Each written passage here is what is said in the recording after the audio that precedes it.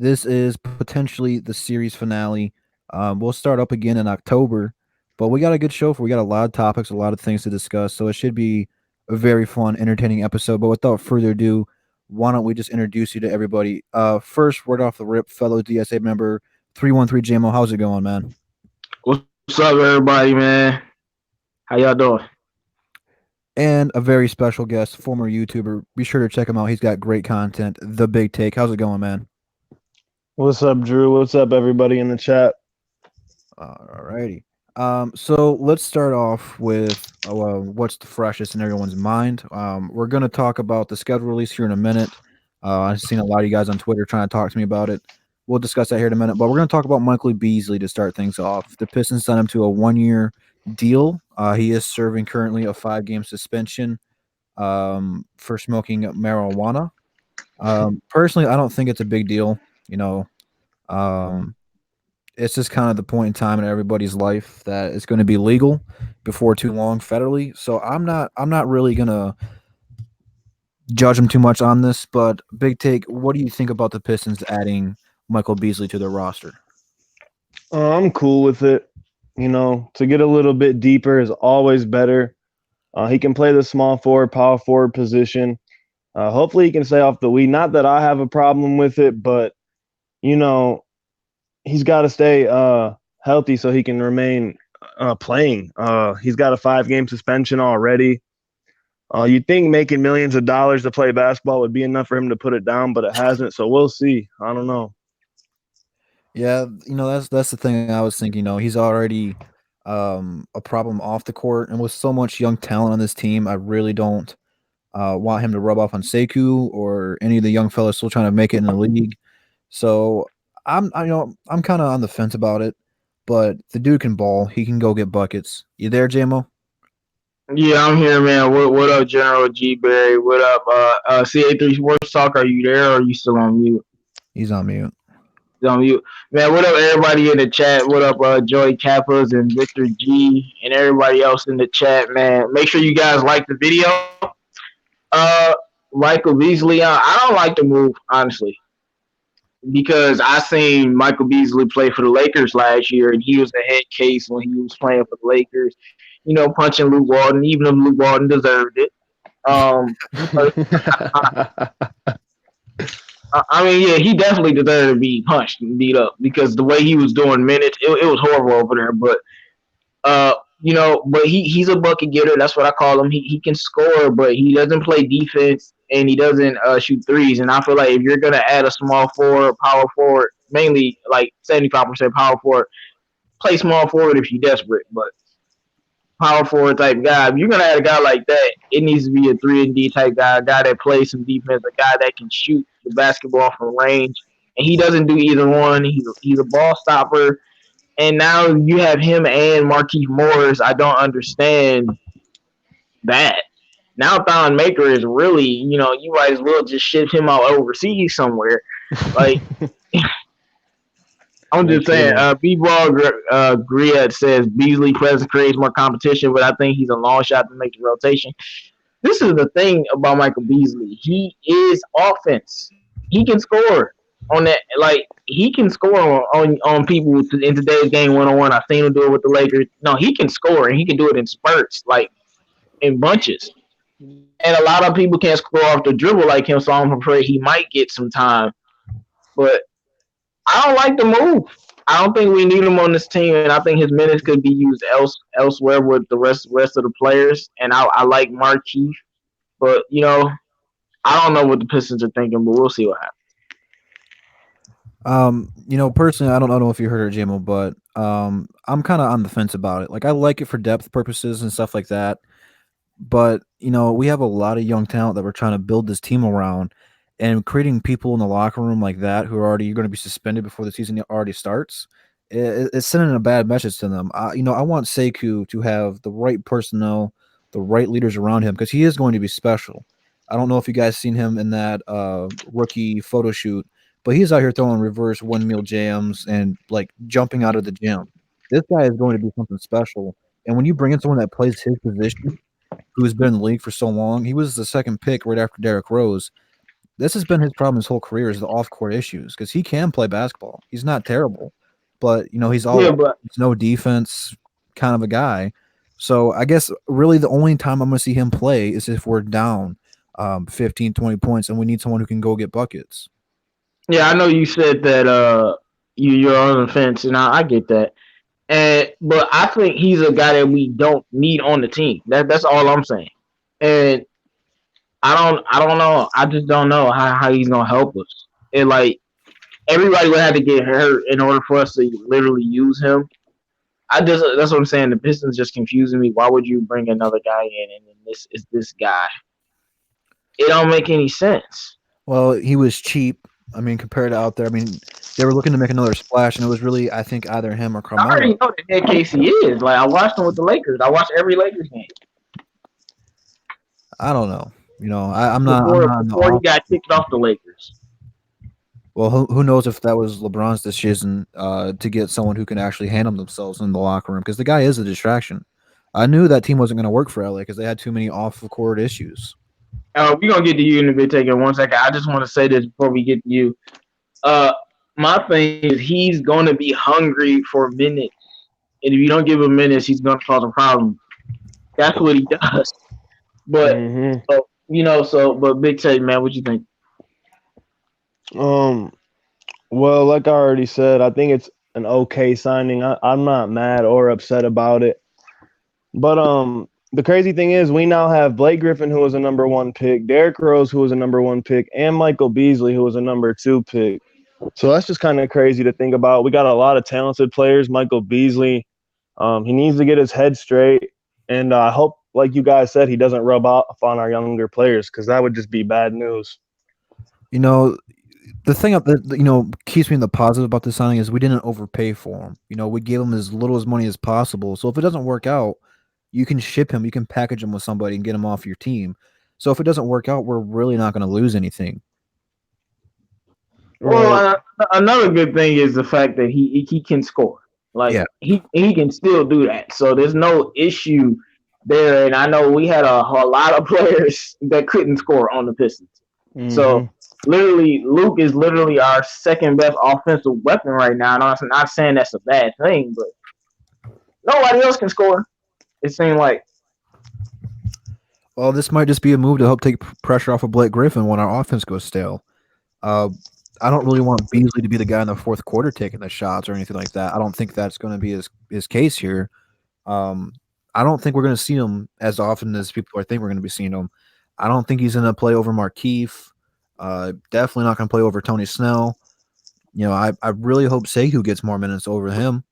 To be Hmm. honest with you, I mean, yeah, but to me that's I'm just gonna with take you. away minutes from Sekou. yeah, Yeah, that's that's exactly what I thought when we signed it. yep. I'm like, why are y'all? And it seems like even with the coaching change, nothing's changed. Like, why are y'all not? Why do you just not want to use the young guys and just give up, or like what?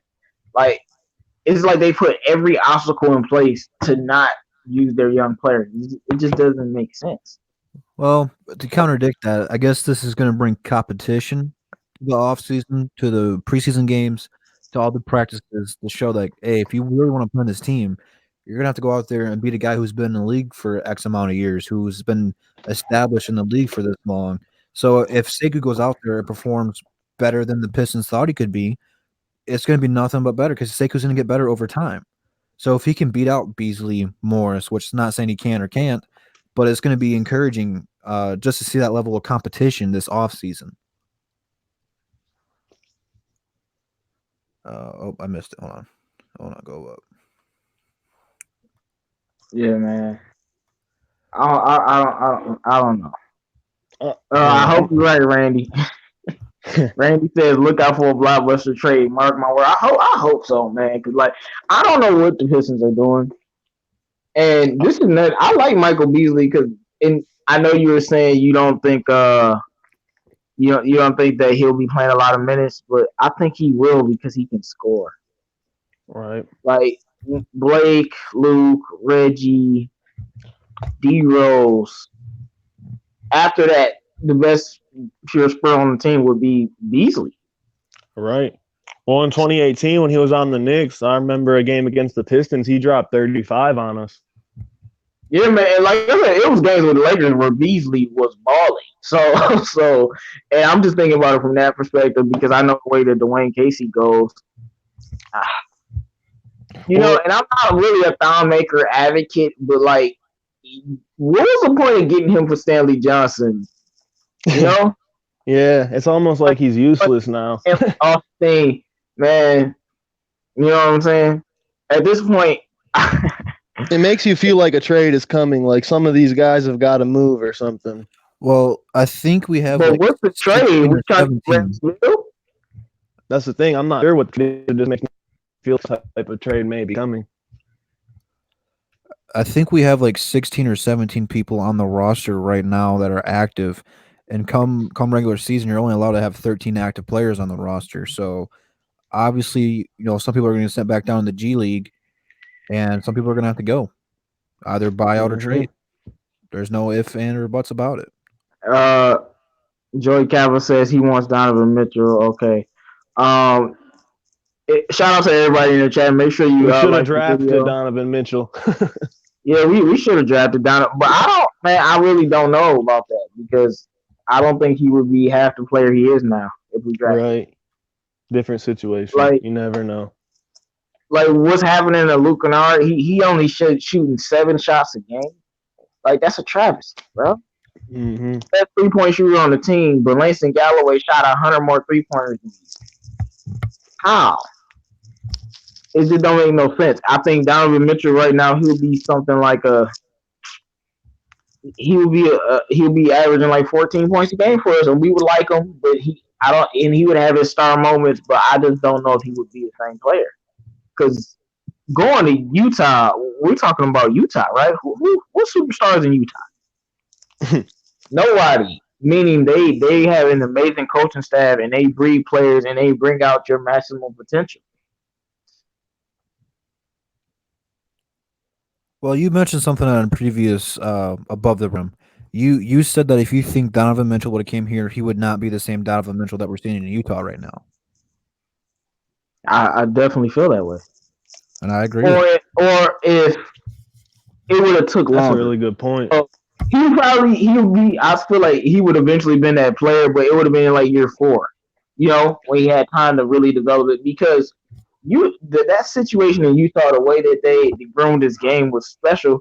And we had Stan Van Gundy who didn't play any of the players. And I mean, Dwayne Casey is no different. So Reggie Jackson would still be starting over Donovan Mitchell. Donovan Mitchell wouldn't be playing the 2 guard. So that's what would happen. Sad truth of the Pistons. I think, like I said, I think he'd be giving you 14, 15 a game with the 20 point because I think he had 20 and then like 21. Like that star quality, it would have took some years just because it would have taken him a long time to get those minutes that he's supposed to get. Because I mean, I know people feel however they want about Luke, but I haven't seen too much basketball to know something when I see it. This dude need to be taking 14 shots a game and he can give you 18. He just shoots too well. The dude broke LeBron James' record in high school. How do you do that, bro? This Luke Kennard we talking about. Scored 75 points in the game, man. You got to let him shoot the basketball. I think some of the issue with that is, Dwayne Casey obviously trying to give him that motivation to do so. There was a couple times last year Luke Kennard had some open looks and passed up on him. I'm not sure if that's a confidence issue, if he's not trying to step on any toes, but he needs to go out there and assert himself and just let it fly. I don't care if he shoots 30%. If he lets it fly, right, what he really is, Yeah, but just because you don't shoot open shots, that don't mean nothing. You still need to be on the court. It's not on the bench. He's a perfect player for Drummond and Blake Griffin just for floor spacing purposes. Perfect. That I don't understand, but we talking about Beasley, man. We went off on the camera. Michael Beasley, weigh in the positives and negatives. He can score. That's all I can say. That's all you need. That's all he can do. like he can score. He might drop a couple random 30-point games in the season, but other than that, I'm not really expecting too much from him. John Kirkpatrick says, "You guys think Blown will play at all?" I'm gonna tell you this, honestly and truthfully, he should play, but he will be in the G League. Yep, I agree. We're just What too the do, guard. We're baby? too What's up, guard. Devin? Too guard heavy. Hey, what's Yeah. up, y'all?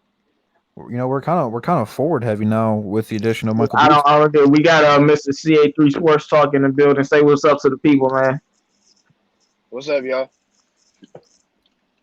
All right, So- man. We were just discussing Michael Beasley and his signing. What do you have? What are your thoughts on getting I this? mean, here's my thing.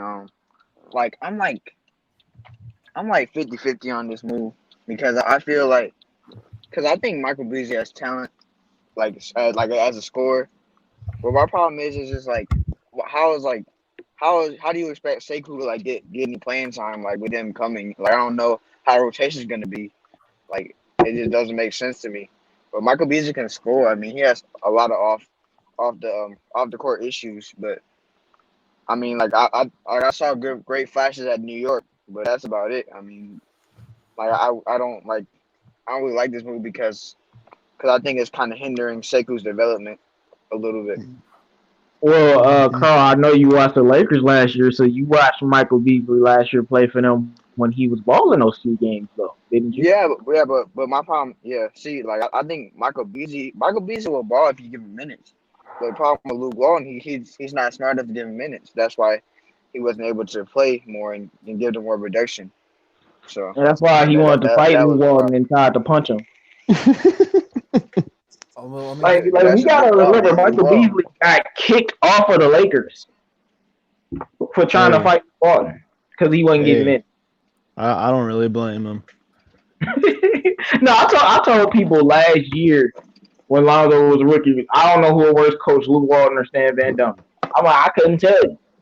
And Imagine if they were head Luke coach Walton and was such a assistant horrible coach. man, and I mean,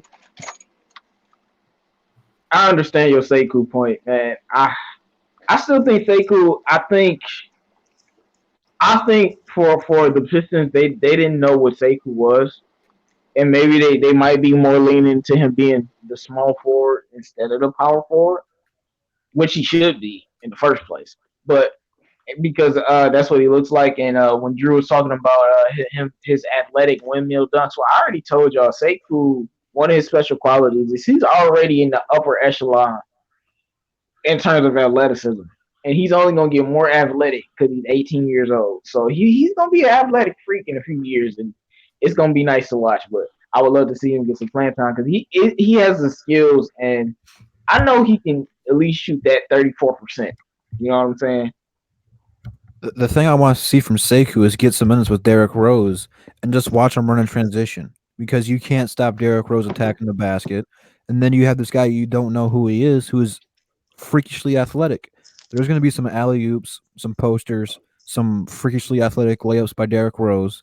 It will be fun to watch this team in transition off the bench. It's going to be a complete different basketball compared to what the starting rotation is going to be. He's going to be slowed down with Blake Griffin, ball in his hands, because I don't see that changing unless they do a different move in the lineup. But I think our offense with Blake Griffin is going to stay the same, and then have this. I don't know about that, though. I don't think it should, but I think that happened because out there. once we lost Ish Smith, he had to play point guard. Yep. So that was a little bit different. Once Ish came back, we played differently. So I don't know if like the offense is going to be slow. And I've seen Blake. Blake is great in transition from a passing perspective, and I think he will be able to hit Sekou in transition all the time, like he be hitting Andre. There could be potential lineup of having all three of those guys out there. I would not mind seeing that at all. That's what I want, man, because I know Sekou has to work on. To me, he's a great defender. Only he just has to get used to the athleticism of NBA guys. It's because it's a bit different to adapt to. But I'm not really worried about his defense. I want him and Andre on the court at the same time, take pressure off of Blake so he can focus on scoring. And then he can run in transition. And the thing, like I said, he can shoot. I'm not saying he's some, Luke Kennard, but I know Sekou can shoot. Mm-hmm. And the little glimpse of summer league we've seen that he could shoot.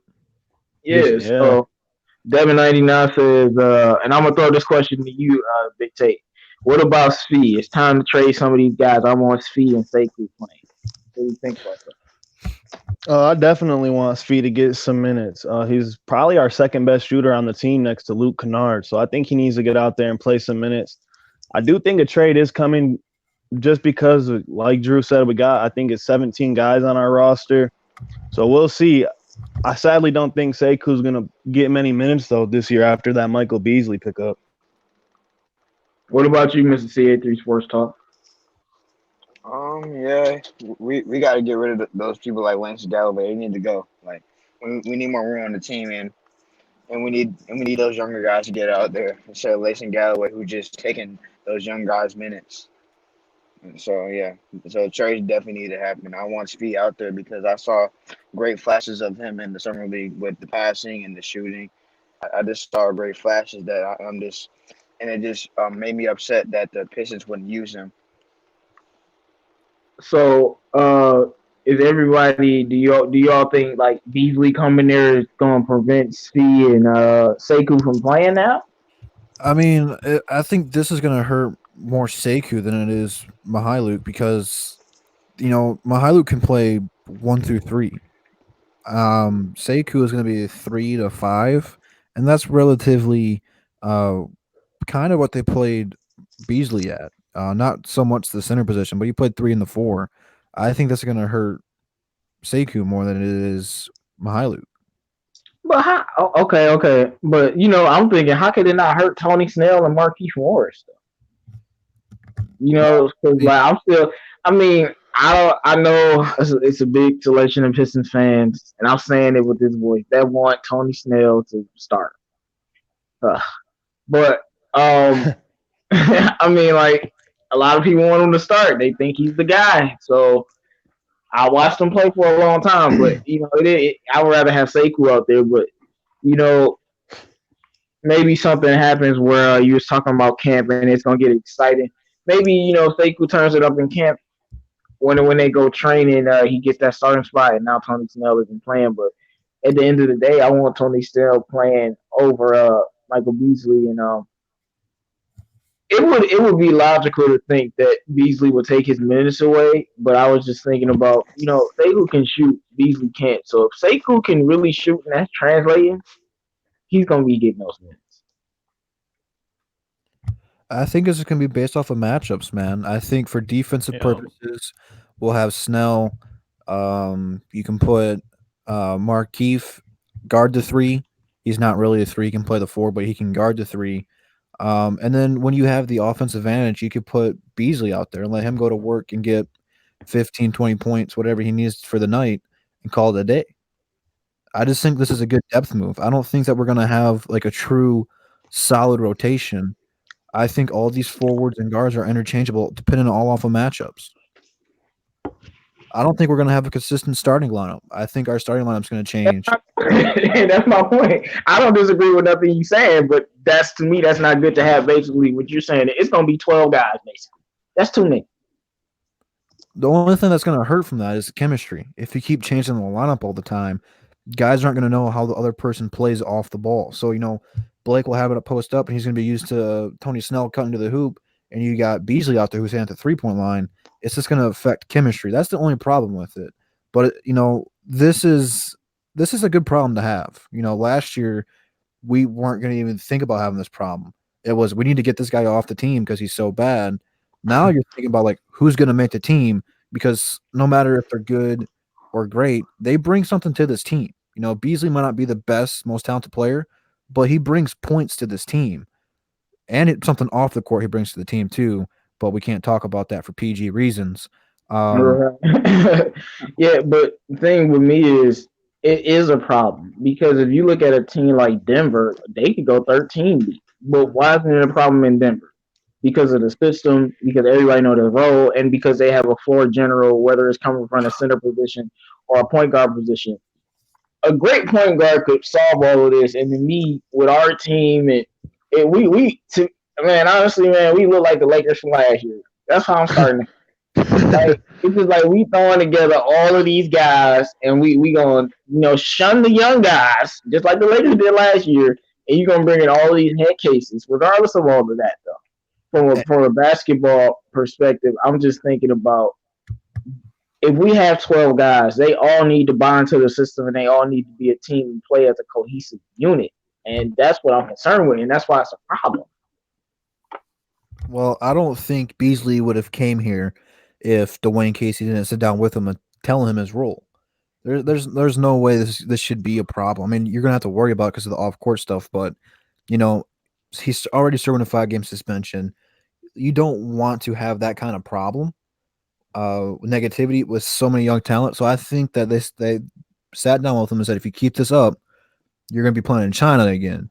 So I think he's gonna be a little bit mellower, cooler, and just come here and ball. I don't think we're gonna have a problem with him if he makes the team. Hey, that's what they said when he went to LA. Yeah, LeBron don't have him in check. He know his role. Like, hey, it was the same thing, man. But their coach is much worse than our coach, so maybe that's why. he was gonna walk there and says, "Stay off the, what's, you know." Um, No, like Steve Nash stay. Like Steve Nash said, stay off the weed. the Pistons are good when they have a bench, But like I said, we need a system. We don't need a bench. We need a system. Like and for that you need a point guard type of floor general. And I don't like to pick on Reggie Jackson. It just brings me back to him, and then that starts all types of other conversations. And I just feel like the trade probably should happen because this is not making sense to me. Why are you adding all of these guys? The only thing I can think about is depth. Mold. Like, what is our mold? What is our identity? They don't fit a mold. They don't fit an identity. They're just guys.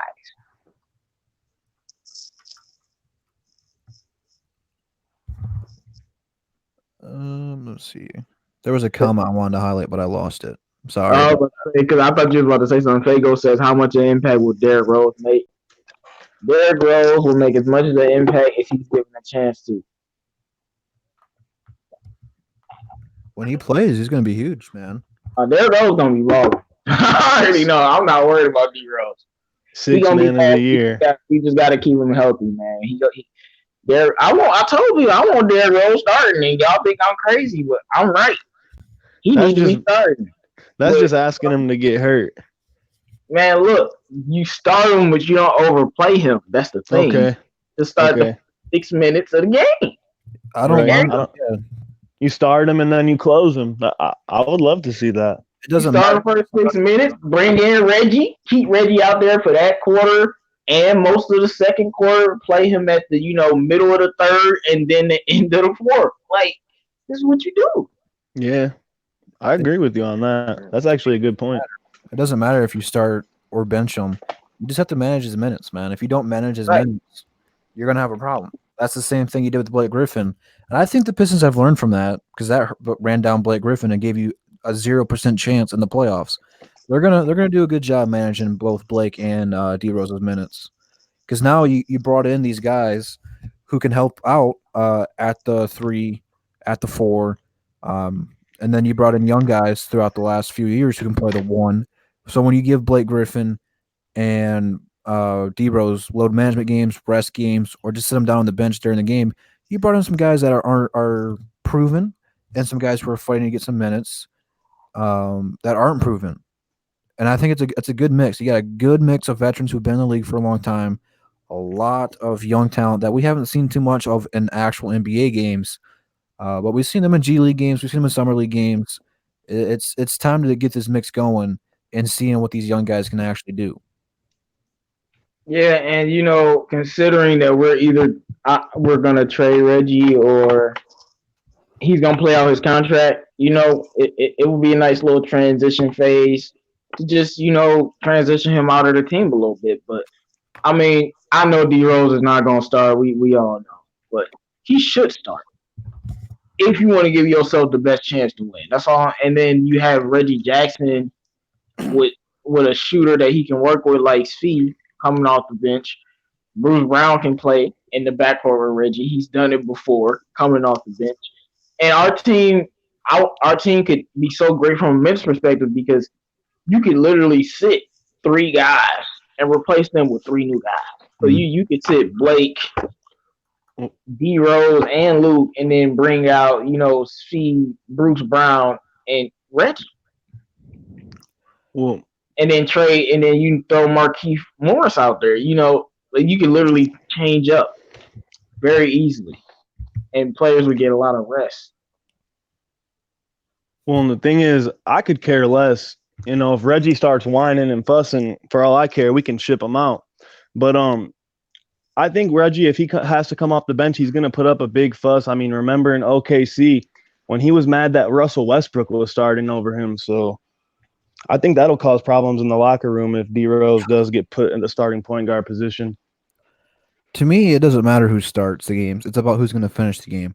If Reggie's feeling it, and he's the Reggie of 2015, 2016, and he's got the hot hand, you play him. If Derrick Rose has only been playing, 15 to 25 minutes a game, and he's got the hot hand, you're going to play him at the end of the quarter to finish the game out. There might be, rather, if it's going to work or not, there might be a possible rotation in the fourth quarter of having Reggie and D Rose out there. Stuff. A little close. Some close. Okay. Anyway, back to the regular schedule programming. We'll just boot them out for a minute. Pardon the interruption, boys. But yeah, they got a lot of options for the rotation and lineup. It'll probably be about 2 months before we know what our actual rotation and starting lineup's going to be, because Dwayne Casey's got some new toys to play with and tinker and see how they're going to work together. I don't trust Dwayne Casey working with toys, but it's cool. I'm just saying, man. No, I'm starting to be right there with you, J-Mo. I have this very bad feeling he's gonna do some stuff, and then one of our players gonna get traded and be balling, and we're gonna be looking stupid again. But hopefully you'll know that. We can move on to the next topic now, man. Hopefully. All right, we can always bounce back if you something pops in your head. But NBA schedule just released today. All of the NBA teams have their official schedule, and the Detroit Pistons, starting October 23rd, kick off their season in Indiana, and then the very next night they're at home against Atlanta. So they're starting the season off with a back-to-back. There is a rough stretch at the end of December, beginning of January, of a ton of road games. We'll talk about that in a minute. But probably the most important thing I want to talk about is the national televised game. Detroit Pistons were a playoff team, guys. Let's talk about that, because they only have 2 games on ESPN, 0 on TNT. To me, that is embarrassing and disrespectful to a team that has made the playoffs. Big take, man. What's your thoughts on this? The disrespect. Time and time again, whoever makes these schedules, they don't like the Detroit Pistons. We also have 9 different occasions where we play 3 out of 4 nights. That's going to be tough for our load management players. And just the 2 national televised games, it's ridiculous. It's completely ridiculous. We were a playoff team. I think we're going to be a playoff team this year. So to not have us on national TV more than 2 games is just absolutely ridiculous. I fully 100% agree with you. And I'm looking at this on Twitter, and it says that we have 13 back-to-back games throughout the season, and the average among the league is 12. So we are already above league average. Every season we are. It's ridiculous. It is pretty ridiculous. J-Mo, you there? Yeah. What do you think about the 2 national televised games on ESPN, 0 on TNT? As I told Drew in the big take off air, don't worry, man. When Sekou start balling, we're gonna be the greatest show on TV, so we're gonna get some more games. Other than that, it's a travesty. I can't believe. I mean, I no. Forget that. I'm not giving the NBA no credit. It's not good. Like, I was about to be like, yeah, I can understand. No, I can't understand. How about Blake Griffin was 3rd team All NBA. I don't want to hear nothing about 2 games. We can't even get 6 games. 2. I don't care who's on our team. The national people of the nation want to see the Pistons more than 2 times instead of seeing the Memphis Grizzlies probably 4 times or something. Just I bet you it's some other team that's gonna be trash gonna have more games than us, and I just don't understand that. The thing that I don't understand about it is the teams that they have was playing on national television. The first one on ESPN is January 29th at Brooklyn. Kyrie, DeAndre Jordan. I mean, it's solid, but there's no KD. It's not really going to be a great show. And the other one is on March 11th at Philadelphia. I understand that one, but you think you would want to see the Clippers, Blake Griffin going back to LA. That was probably one of the most entertaining games last season. You think you would want to see like the Lakers, the Warriors, the Clippers, like I said. I mean, there's so many big name teams that you could just put them out there, and it wouldn't even have felt like the Pistons were out there because you would have scheduled it for the other big team. The other thing I want to talk about the schedule is December 12th versus Dallas. It is in Mexico City, and they counted that as a home game. So we only get 40 home games this season. So there's another disrespect to the Pistons on that one. JMO, how do you feel about that one? I'm upset. Set. All this disrespect, man. How is that a home game? That's just the way they worded it. We have to go then. Like we're going to Dallas. to the Southwest. Like, how is that a home? If anything, that's a home game for Dallas. They gave the credit to Detroit on that one. We got the short end of the stick again. Yeah, that don't even make any sense. And I agree with you about the teams. Brooklyn. Now y'all know me. I'm one of the biggest Kyrie Irving fans ever, but I don't want to watch him play us on national TV. Like what? Like I can catch that game on a Wednesday. Like it don't make no sense. It definitely should have been the Clippers. I like Philly. Maybe give us a game against Boston, like a game like that, a game that people would like to watch. You know what I'm saying? Yeah. I don't understand that. So the neutral site game isn't on national TV either, Drew? The one in Mexico City? Yeah. Nope. Wow. It might be on NBA TV, but they're not counting that. The list only shows me for TNT and ESPN. Wow. But if you're in Michigan, you can't watch it on NBA Network anyway. You have to watch it locally. But yeah, that's bananas, man. And just to think that none of those national games are home is crazy. They're all away. Yeah, that's total. That's just disrespect. That's disrespect. The hardest part. How do we not have a home game on national TV? That makes no sense. I want to know how did we make the playoffs and lose a home game? Like Dallas didn't even make the playoffs last year, and they're gonna get the credit for the away. Well, you already know Dallas got all the lovebirds over there now. Dallas is my second team, but come on, man, that's ridiculous. Hey, man, my second team gonna beat up on your second team, but anyway. I just had to mess with Drew because that definitely is his second team. And when we say second team, we don't really literally mean second team, but we just mean a sleeper team that we really, really like. That's young. Mm-hmm. Yeah, man. I mean, I guess we gotta stay under the radar then. That's all I can say, man. I don't know. I don't know what to say. I'm kind of speechless because 2 games. How many games did we have last year? Like 3? I don't even know. I don't even know if we had that many. I think 3 was I think we had 1 last year, to be honest. I watched it on TNT and they made fun of us the whole time. No, one of the games was against Washington. And it was on national TV. That didn't make no sense. Like that was a national TV game, so we had 1. Like I don't understand it. 1 game? Our market is not that small. As they trying to act like we someplace out in the boonies somewhere. 1 game? It's crazy, man. All right, so let me ask you guys this real quick. This is probably the toughest stretch of games throughout the Pistons schedule. starting at the end of December, so right around Christmas break. It's not about to be so merry. Starting the 28th, we're going to be in San Antonio. On December 30th, we go to Utah and play the Jazz. Then we have a couple days off for Christmas and New Year's. And then January 2nd, we are at the Clippers. January 4th, we're at Golden State.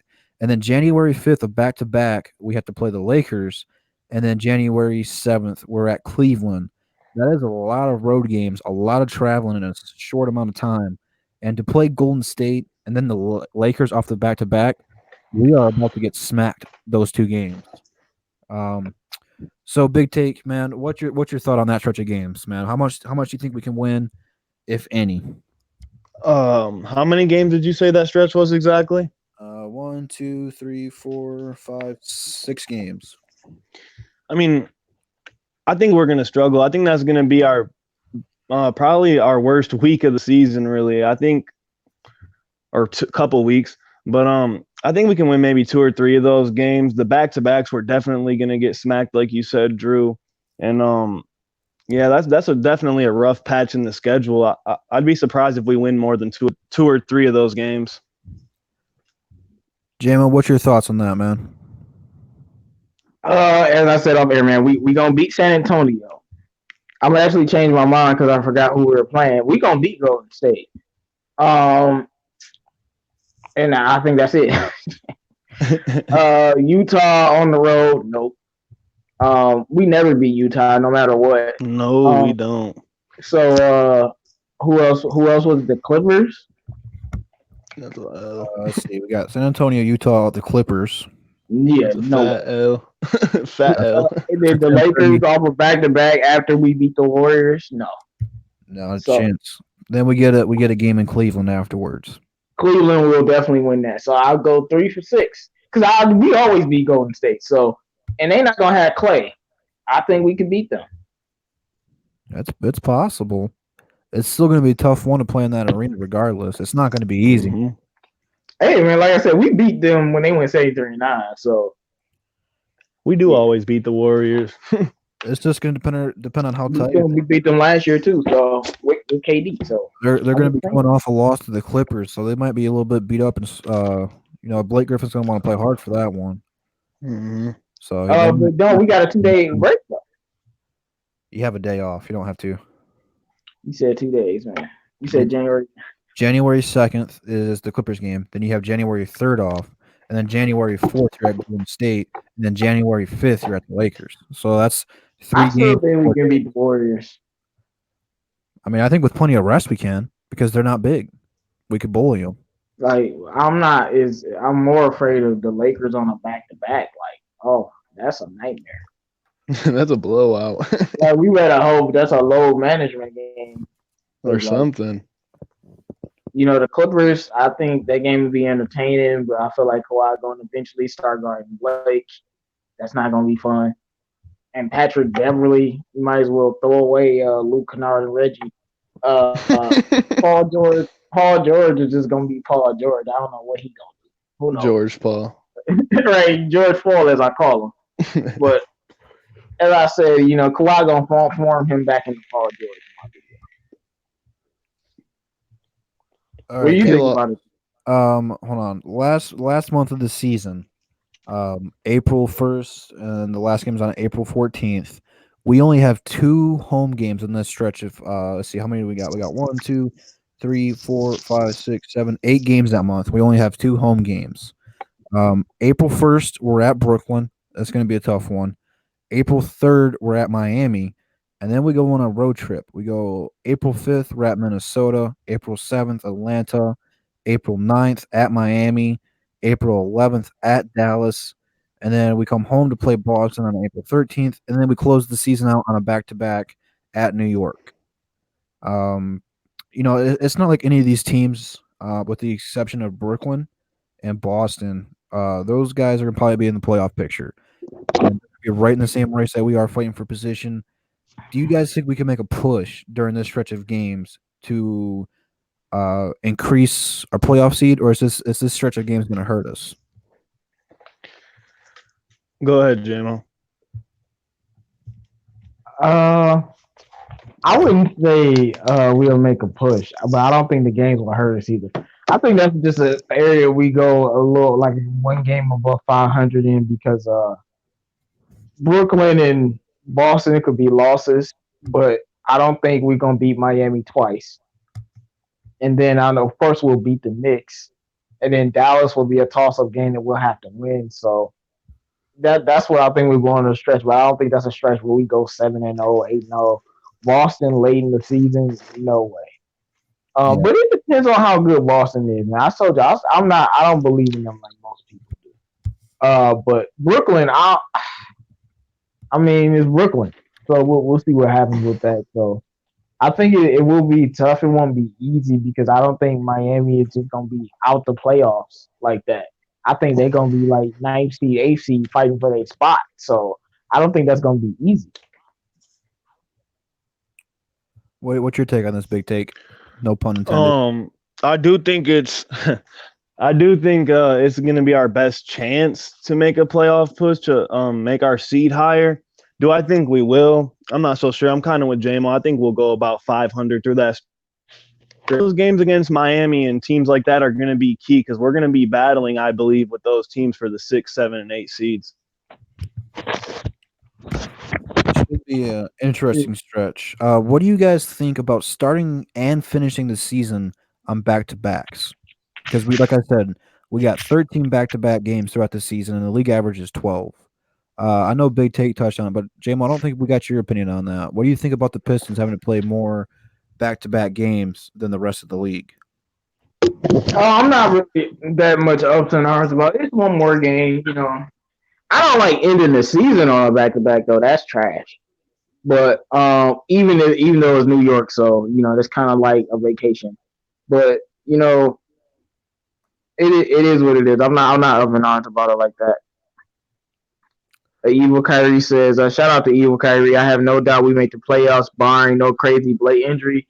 Yeah. I'll be with you there, and make sure you guys like the video so we can get this out to everybody out there. And if you have any questions, just drop them in the chat. We'll answer them for you, man.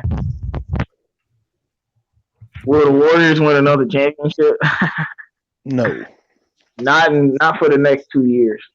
That's what I'll say. Unless they make another pickup in free agency or get somebody there, I don't see anything happening.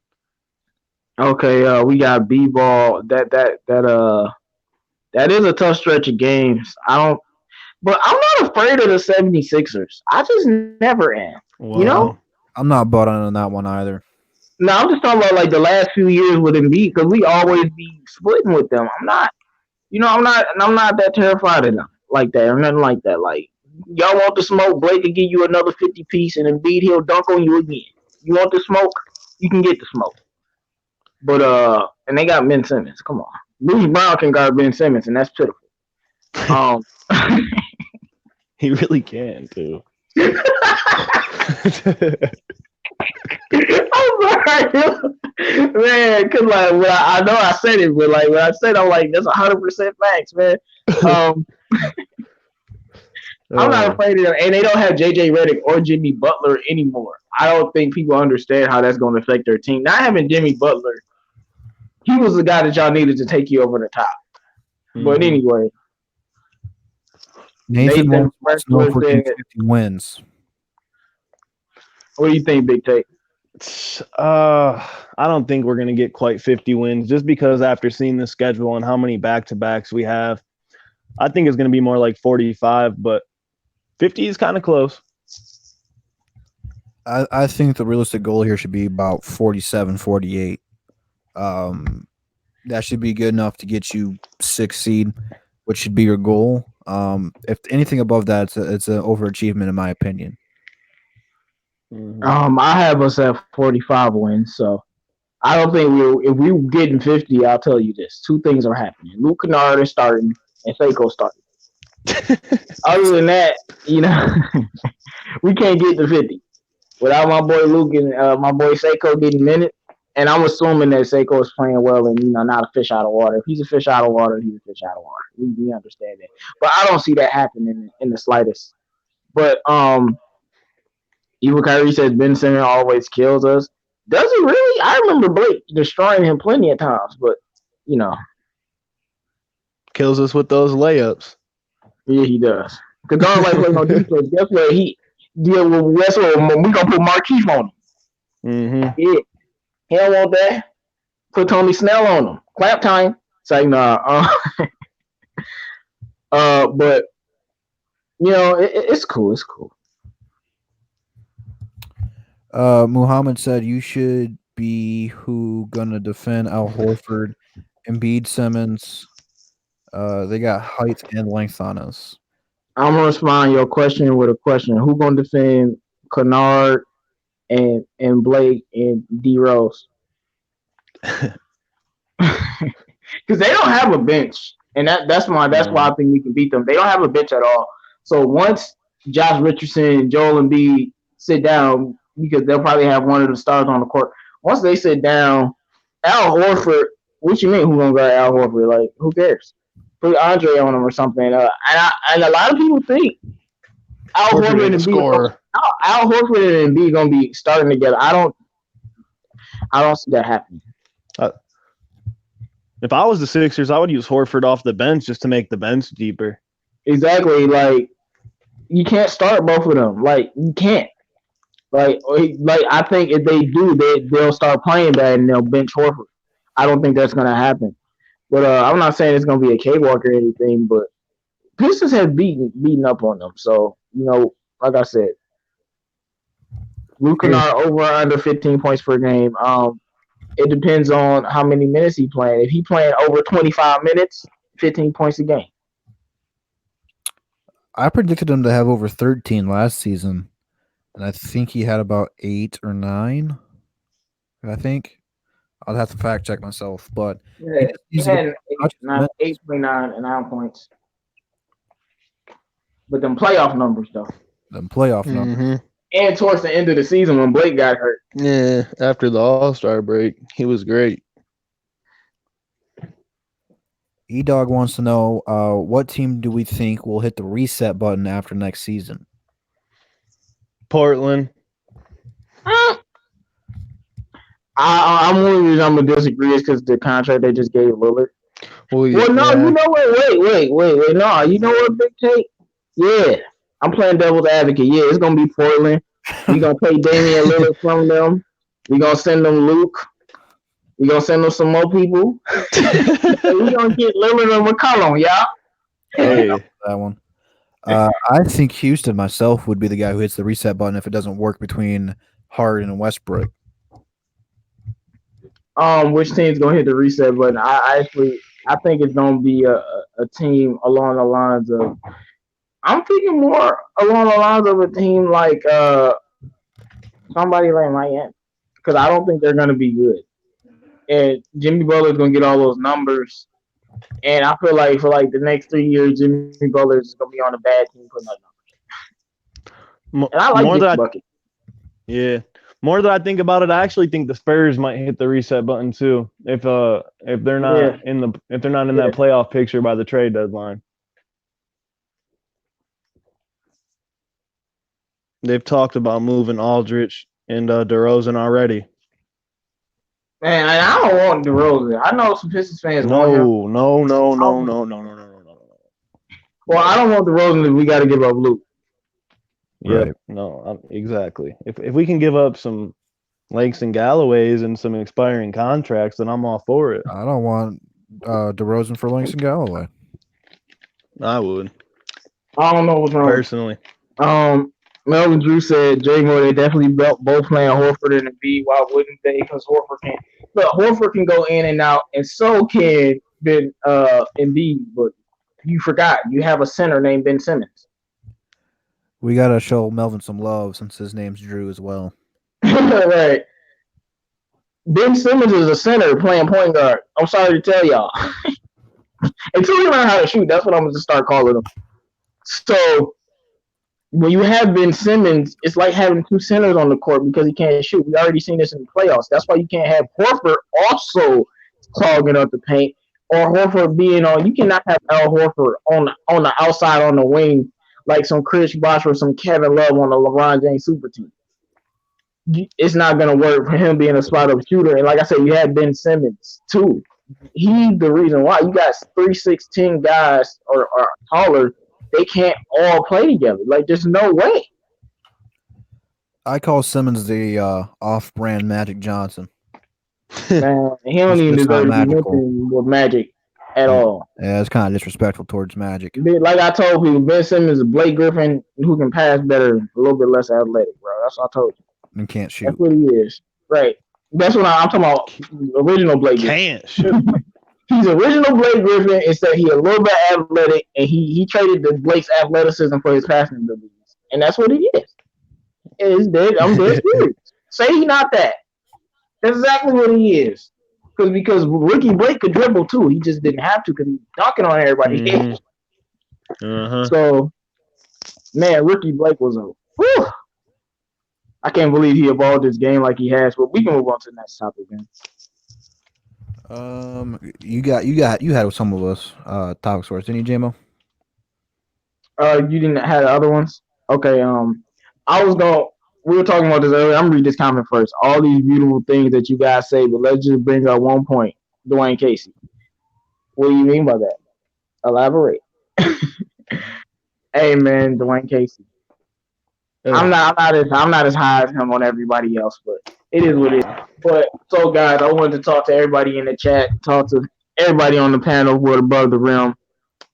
What direction are the Pistons going in right now? Because I don't understand this Michael Beasley move. I don't understand, getting Tim Frazier. Derrick Rose, I understand it, even though I wasn't a fan of it like most people, but I don't know what they're doing.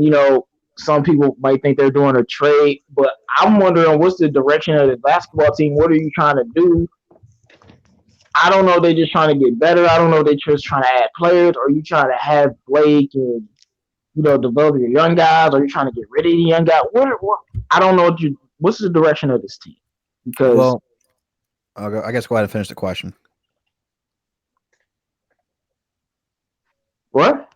Okay. Anyway, I think the direction of this team it's up in the air right now because we really don't have an identity. And if you go back in time, probably 2-3 months ago, right after we lost in the playoffs, I made a video of 5 points that the Pistons need to do in the offseason. They have done a great job of adding talent in here. The problem with is they have no identity. Both the bad boy Pistons, going to work Pistons had identity of playing tough physical defense. And, they might not be the most talented team, but they're going to outwork you and make you earn every single point that you're going to score on them. We don't have an identity offensively. Like, we're not going to overpower anyone offensively, and we don't have that many good defenders or that defensive mentality of being good defensively. So I think the Pistons have struck out on that point. What I think the additions of the free agents that they have brought in are good quality moves of pushing the young talent outside of Tim Frazier. I don't think he's going to do much. I don't know why we got Tim Frazier. That was completely stupid. He's trash. I keep telling people. Tim who? I think everyone also has ability to push some of these young talent to the next level. To I don't want to say overthrow them, but get them rotation minutes. The competition in the offseason is going to be crazy just to get bench minutes. But identity-wise, we got to find that out because you can't win an NBA championship without an identity.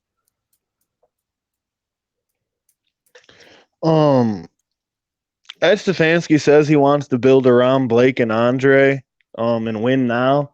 But I guess I'm just also kind of confused because some of these guys we're adding aren't really win now players. Michael Beasley, he's gonna bring drama to the team. And I'm just kind of confused with the Pistons as well at this point. I thought we picked a direction. I thought we were building around Blake and Andre, but now I think it's kind of up in the air. What about you, Jim? What's your question? What's your thoughts and concerns on it? Oh, he said he'll be right back. I guess what the Pistons need to do is look at the market. Who's available, who's not available. Because you don't have enough to win right now. You have some pieces that you can very well move and bring in some more talent offensively, defensively. Obviously bringing in Beasley, that's a guy you can move if it doesn't work out. Langston Galloway's an expiring deal. Someone's going to want that. Reggie Jackson's an expiring deal. Someone's going to want that come trade deadline. I think that this team's going to be very active. You're going to hear a ton, and I mean a ton of trade rumors in that last 2 weeks of the trade deadline in order to get someone who can help change the culture of this team. I think Blake Griffin has kind of set that foundation, playing in those two playoff games last season on one leg of, we're not going to win, but I'm gonna go out there and try to turn the tables on the Bucks and do whatever I have in my body to try and win us a playoff game. I think Blake Griffin has solidified himself in Detroit for the rest of his career. I don't think a fan's going to say a single bad thing about Blake Griffin after that performance. I think he won everyone over. And I think Blake Griffin is a guy you can build around and win because I think he has matured a ton since leaving the Clippers. He wants to win here in Detroit. He wants to play in a city that loves him for his on and off court actions and to be played with other players that want to win the same way he did. I think LA was too big of a distraction, too many Kardashians and Jenners for him. He's matured. He wants to play basketball and get back to winning. JMO, man, what's your thoughts on this? Well, I'm gonna talk about what you said about Blake before I get to the direction. But Blake, I think you can build around Blake. But what you have to do is you have to either he can't be the best player on the team, or you need three players. Meaning you need a player just as good as Blake or close to his level, then a starter that's really good, and then you need another guy. So let's say, just for the sake of argument, if I was to put together a random team, you would need Blake, maybe and then let's say you have somebody like a scorer like a TJ Warren as your fourth guy, not your third guy. And then you need somebody like me, like a Oladipo, and then that other guy could be a wing shooter like prime Kyle Korver or something, something like that, or more of a defensive player. Somebody that's 3-and-D like a PJ Tucker, just somebody to fill in the roster, but that has to be surrounded with a point guard that can get things going. That's why I wanted Lonzo so bad, because I'm like, if Lonzo's here, then Blake literally only has to score now. He don't have to play defense. We know he plays some defense, but he doesn't. But he don't have to. All you have to do is score. Now, once you get a point guard like that, then that's when you go get some other scorers. It's about scorers and playing defense. So I do think you can build around Blake, and that's why I want to keep him, and I don't want to trade him away because he got 3 more years left. A lot of people don't think he does, but with his longevity with that jump shot. Now, Blake Griffin is going to be at least a top 20 player for a few years after this year. He's a little bit higher than 20, maybe 14, 13, something like that. Whatever, I don't know. But with the direction of the team, sadly, I think the direction of the team is let's go all in now and get the highest seed possible. You know what I'm saying? Like a quick popcorn fix. And I don't like it because that's what I feel like is happening. They're not trying to.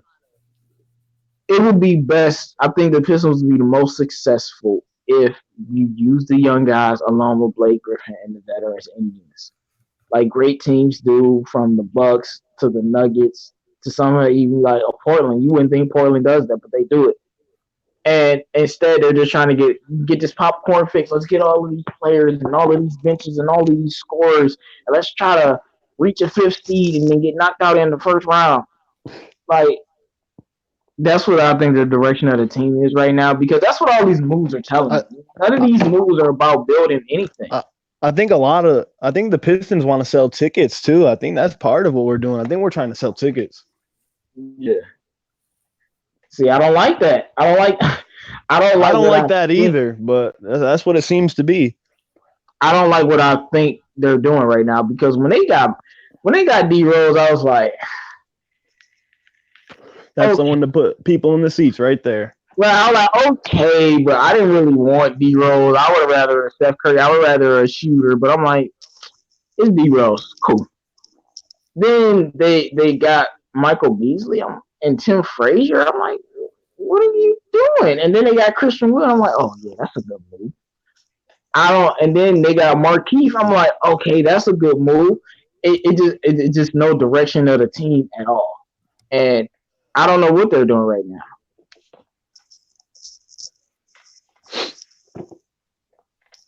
now. Drew, you still there? Yeah, hold on. I'm reading comments. See which one I want to pin. Man, when I'm thinking about it, it's just a lack of direction. And we need a point guard. I don't even know if I want him to be a scorer. We just need somebody to run the freaking basketball team. Like I'm sick of it. And I think that's part of what we're missing. Obviously the Bad Boys had Isaiah Thomas. He was not only the best player, but he was their leader. 04 Pistons had Chauncey Billups. You've seen what happened when we traded him. It's been downhill, and we haven't recovered since. Leaders are tough to come by. They don't have to be necessarily your most talented player. It doesn't have to be Blake Griffin. But leaders are the heart and soul of the team. And I think that's kind of what we're missing at that point guard position. We need someone who can go out there and push these guys. Let me grade point center, Blake point forward, Bruce point forward. Bruce is not a forward. Reggie and D Rose both point guard. Bruce is a 6'5" point guard. Thank you very much.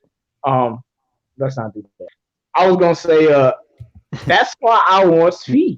I want Svi to be the point guard because I think he's exactly what we need. Mm-hmm. He can pass, he can shoot. He's 6'8". He's our discount Luka. But he's 6'8". Yes, he's 6'8". Jeez, I didn't know that. Yeah, man, I'm telling you, dog, this dude is special. Because we need something else, man. One thing I know about Speed, regardless of him being young and all his faults and issues, it's about pace. You know what I'm saying? It's about pace and focusing.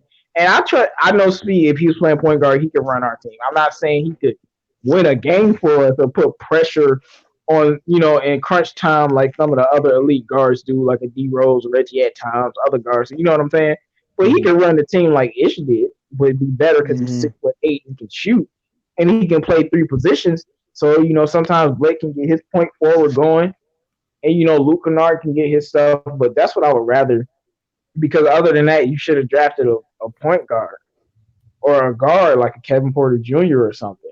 You got Seiko. I'm not gonna be mad about Seiko because I didn't think he was gonna be there. But this is why I wanted Carson Edwards. I'm like, you get Carson Edwards. He's a born bucket getter. You get him and you figure it out. Well, it is what it is, man. Let's see. It's 9:00. So why don't we wrap up the season finale? Go ahead and give our Western predictions, 1 through 8 seed. We will go ahead and then predict our NBA awards: MVP, Rookie of the Year, Sixth Man, Most Improved, Coach of the Year. So let's start out with the 8 seed out west. Can we talk about this question first? Yeah, go ahead. I gotta pull up my notes anyway, so kill some time. Okay. Championships are won via free agency and trades, not draft picks. Cake batter, man. Make sure you subscribe to my channel 313J Mo. I would love to talk to you in depth about some of these things because I don't know what you're talking about. Golden State was homegrown. Golden State was homegrown champions. Miami Heat with D-Wade, homegrown champions. Dallas Mavericks, San Antonio Spurs, homegrown champions. Draft picks have won. Michael Jordan, Larry Bulls, Celtics, Lakers, Magic Johnson. I know they got Kareem, but they got Magic and Jamal Wilkes and all these other players. And I don't know if free agency and trades win championships. I know KD and LeBron won some championships that way, but that's KD and LeBron. Right.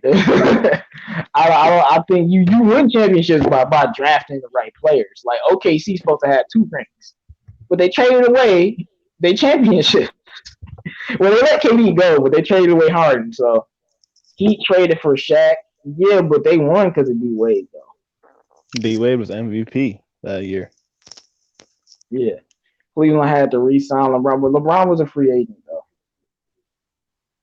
He wasn't done.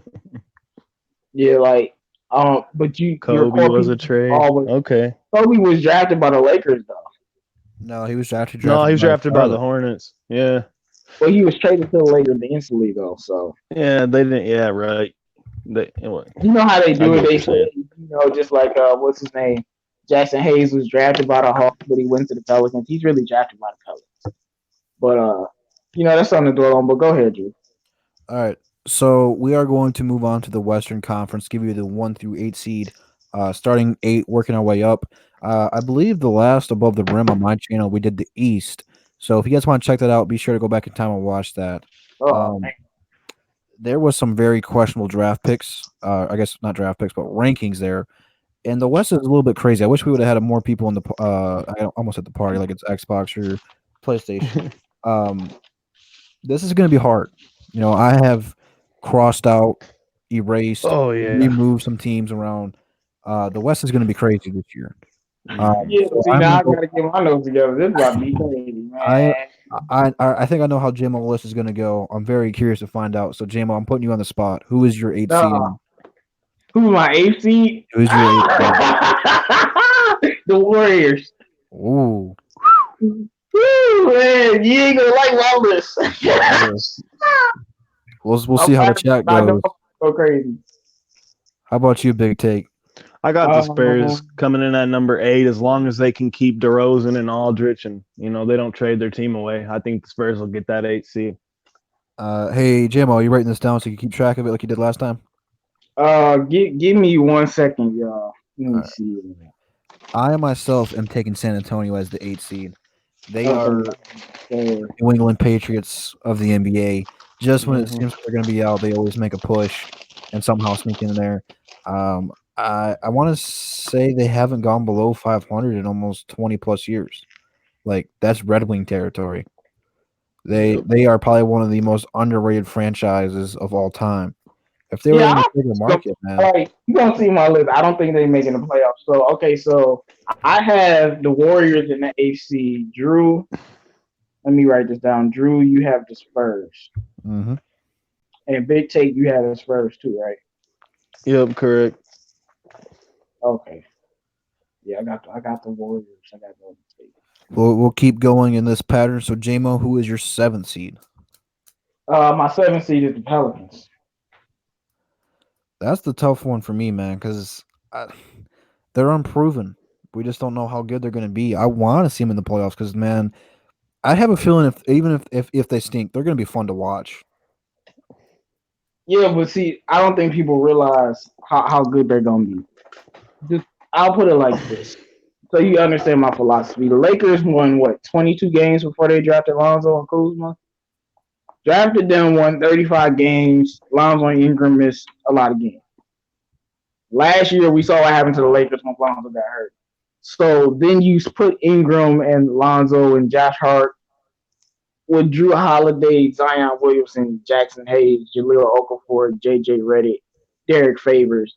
Like, this team is going to be great. They're going to be a top 5 defensive team in the league. They might be. They had the best defensive team in the league, even with because they're going to have the best defensive backcourt in the league. So when I'm looking at that and then I'm pairing that with the West, like, none of these guards are going to want to play the Pelicans, these superstar guard backcourts. Why would you ever? You're going to be guarding Lonzo and Drew Holiday. And Lonzo and Drew Holiday, without each other, have already shut these guys down. Opposing point guard shot 30% versus Lonzo. That's Lillard, that's Curry, that's Westbrook. I'm thinking about it defensively and all of the scores on. I'm telling you, they're going to be a great team, man. And then they got JJ. I want to have them higher on the list, but I'm being nice, to be honest. I just don't know if it's enough, to be honest with you, man. I want them because, man, I love Alonzo. I want Alonzo here just right with you. I'm not as big a fan of y'all Alonzo as you underestimate are. The young Lakers, man. I'm telling you, Brandon Ingram is a superstar.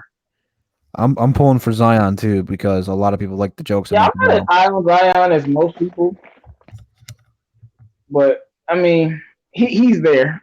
That's what I'll say. Hey, not like he's an afterthought, but he'll help. But to me, it's gonna be Drew and Lonzo and Ingram and J.J. Redick and Derrick Favors. Those are gonna be the guys. Zion's just gonna fit in. Zion brought a championship to Detroit in 2K. Just gonna say that. All right. Big take. Who is your 7 seed? In a video I did on my channel, I did have the Warriors here, but I had to switch this before the video. One of these teams is going to fall from the seed they were at last year, and number 7. I think Portland's going to fall down to that number 7 seed. I just think with some of the defensive backcourts that are in the West now, Mike Conley, Donovan Mitchell with the Jazz, like J-Mo just said, Drew Holiday and Lonzo Ball with the Pelicans. I just think the Portland Trailblazers are going to struggle not having any wing players. Okay. So who are you taking? I'm sorry, I missed it. I was reading comments. Portland. Taking Portland. All right. Real quick, shout out to 2K. Right, no, I agree with my man. He said you can't. Oh no, go ahead. Sending that $1.99 donation. He says, "I f with above the rim. I appreciate you, man. You're a real one. Thank you for all the love and support. Glad you're here with us. Better late than never." Go ahead. Thanks for the support, man. Make sure you guys subscribe to all of our channels, especially Drew and the Big Tape, man. Somebody said you can't be worried about Lillard making the playoff. Yeah, Damian Lillard and Portland have proved that they are a playoff team. Yeah, they definitely making the playoff. Oh yeah, they're going to be there definitely. I just think they're going to fall to number 7. All right. My 7th seed, I have the Golden State Warriors. Okay, you got the Warriors. I'm still making my list, man. Dude, It's you might want to do me. your research, bro, because I did my video with my brother, and dude, it was terrible. My teams are like set in stone for certain reasons, and I already got the teams out and I counted them, so I don't got it. Yeah, shout out to 2K players for the super chat. All right, so my 6th seed is the Denver Nuggets. I like it. Okay. I like it a lot. Because you know why? Because I have them there as well. Yeah, right, Drew. You love it. What about you, Big Take? I got the Warriors at number 6. The Warriors at the 6th seed. Interesting. I mean, I don't think the Warriors. I think they're are as bad as sleeping we on think. Curry and D'Lo, man. Yeah. I think because they think they lost Kevin Durant, they and got Klay something to Thompson's prove. gonna be out. If You know, anything, they still have the foundation. I like the Warriors at 6. If anything, I would switch the Warriors in Denver. Willie Cauley-Stein's going to be great in that Warrior system as well. Nah, he's going to be good. They still got Looney too. Mm-hmm. Let's see. So, yeah, I would switch Denver with the Warriors and have Denver at the AC, but we're going to leave it. My 5th seed is the Portland Trailblazers. That's where I had them before. Let's see. Drew? It's Big Take's turn. I just cut him off last time. I'm going to jump in front of him. I got the Denver Nuggets at the 5th seed. I do as well. So y'all both got the Denver Nuggets at the 5th seed. Okay, Denver, y'all getting a little bit of respect out here. Okay, let's see, man. Y'all all splitting that money. I got the Utah Jazz as the 4th seed. So do I. I got the Jazz at number 4 too. It is Utah across the board. All right, so he called him Super Mario. Right, yeah. top 3. And after we get our list together, we're gonna explain our list too. But yeah, well, we'll go down in depth. But okay, so we on the 3rd seed. Okay, now we switching it, man, because I'm gonna go last now. We gonna start with you, Big Take. Who is your 3rd seed? I got the Lakers. Okay, you have the Lakers. Drew, who do you have? Portland. Portland. Shout out to Drew for showing Portland some respect. They always disrespect. Name me a dude. I have the Clippers as the 3rd seed. Okay, Big Take. Who is your 2nd seed? Houston. The Houston Rockets, 2nd seed. Drew. Have I said Houston yet? No. Read me my list back. Spurs, Warriors, Denver. Wait. Spurs, Warriors, Denver. You had at the 6 seed. Then you had I don't know who you had, and then you had Utah and Portland. So who's your 5th seed? That was supposed to be the Houston Rockets. Okay, yeah, 'cause I don't think you ever gave him 5th seed. I was looking at the list. I'm like, there's nobody here for Okay, the 5th seed. because he said Houston. Like I don't remember saying Houston. I know they're on my list. Wait, so you got the Spurs at 8, Yep. Warriors at 7, Yep. Denver at 6, Houston at 5, Utah at. I mean, yeah, Houston at 5, Utah at 4, Portland at 3. Mm-hmm. Okay, so Lakers at 2. Lakers at 2, LA. Okay, so my 2nd seed is the Lakers. Oh, okay, we got you see that? Because we should get his list too. We will in a second. Yeah. Real quick, Nathan, to watch that, I believe you're going to want to go to my channel, and it's going to be the previous Above the Rim on my channel. It should be probably about 2 weeks ago, because the last week's was on Noble's channel. So if you have social media, hit me up on Twitter and Instagram, and I can link it to you. If you cannot watch it, I did a video ranking both the East and the West with my brother. You can go check that out. But I'll find a way to link it to you. All right, cool.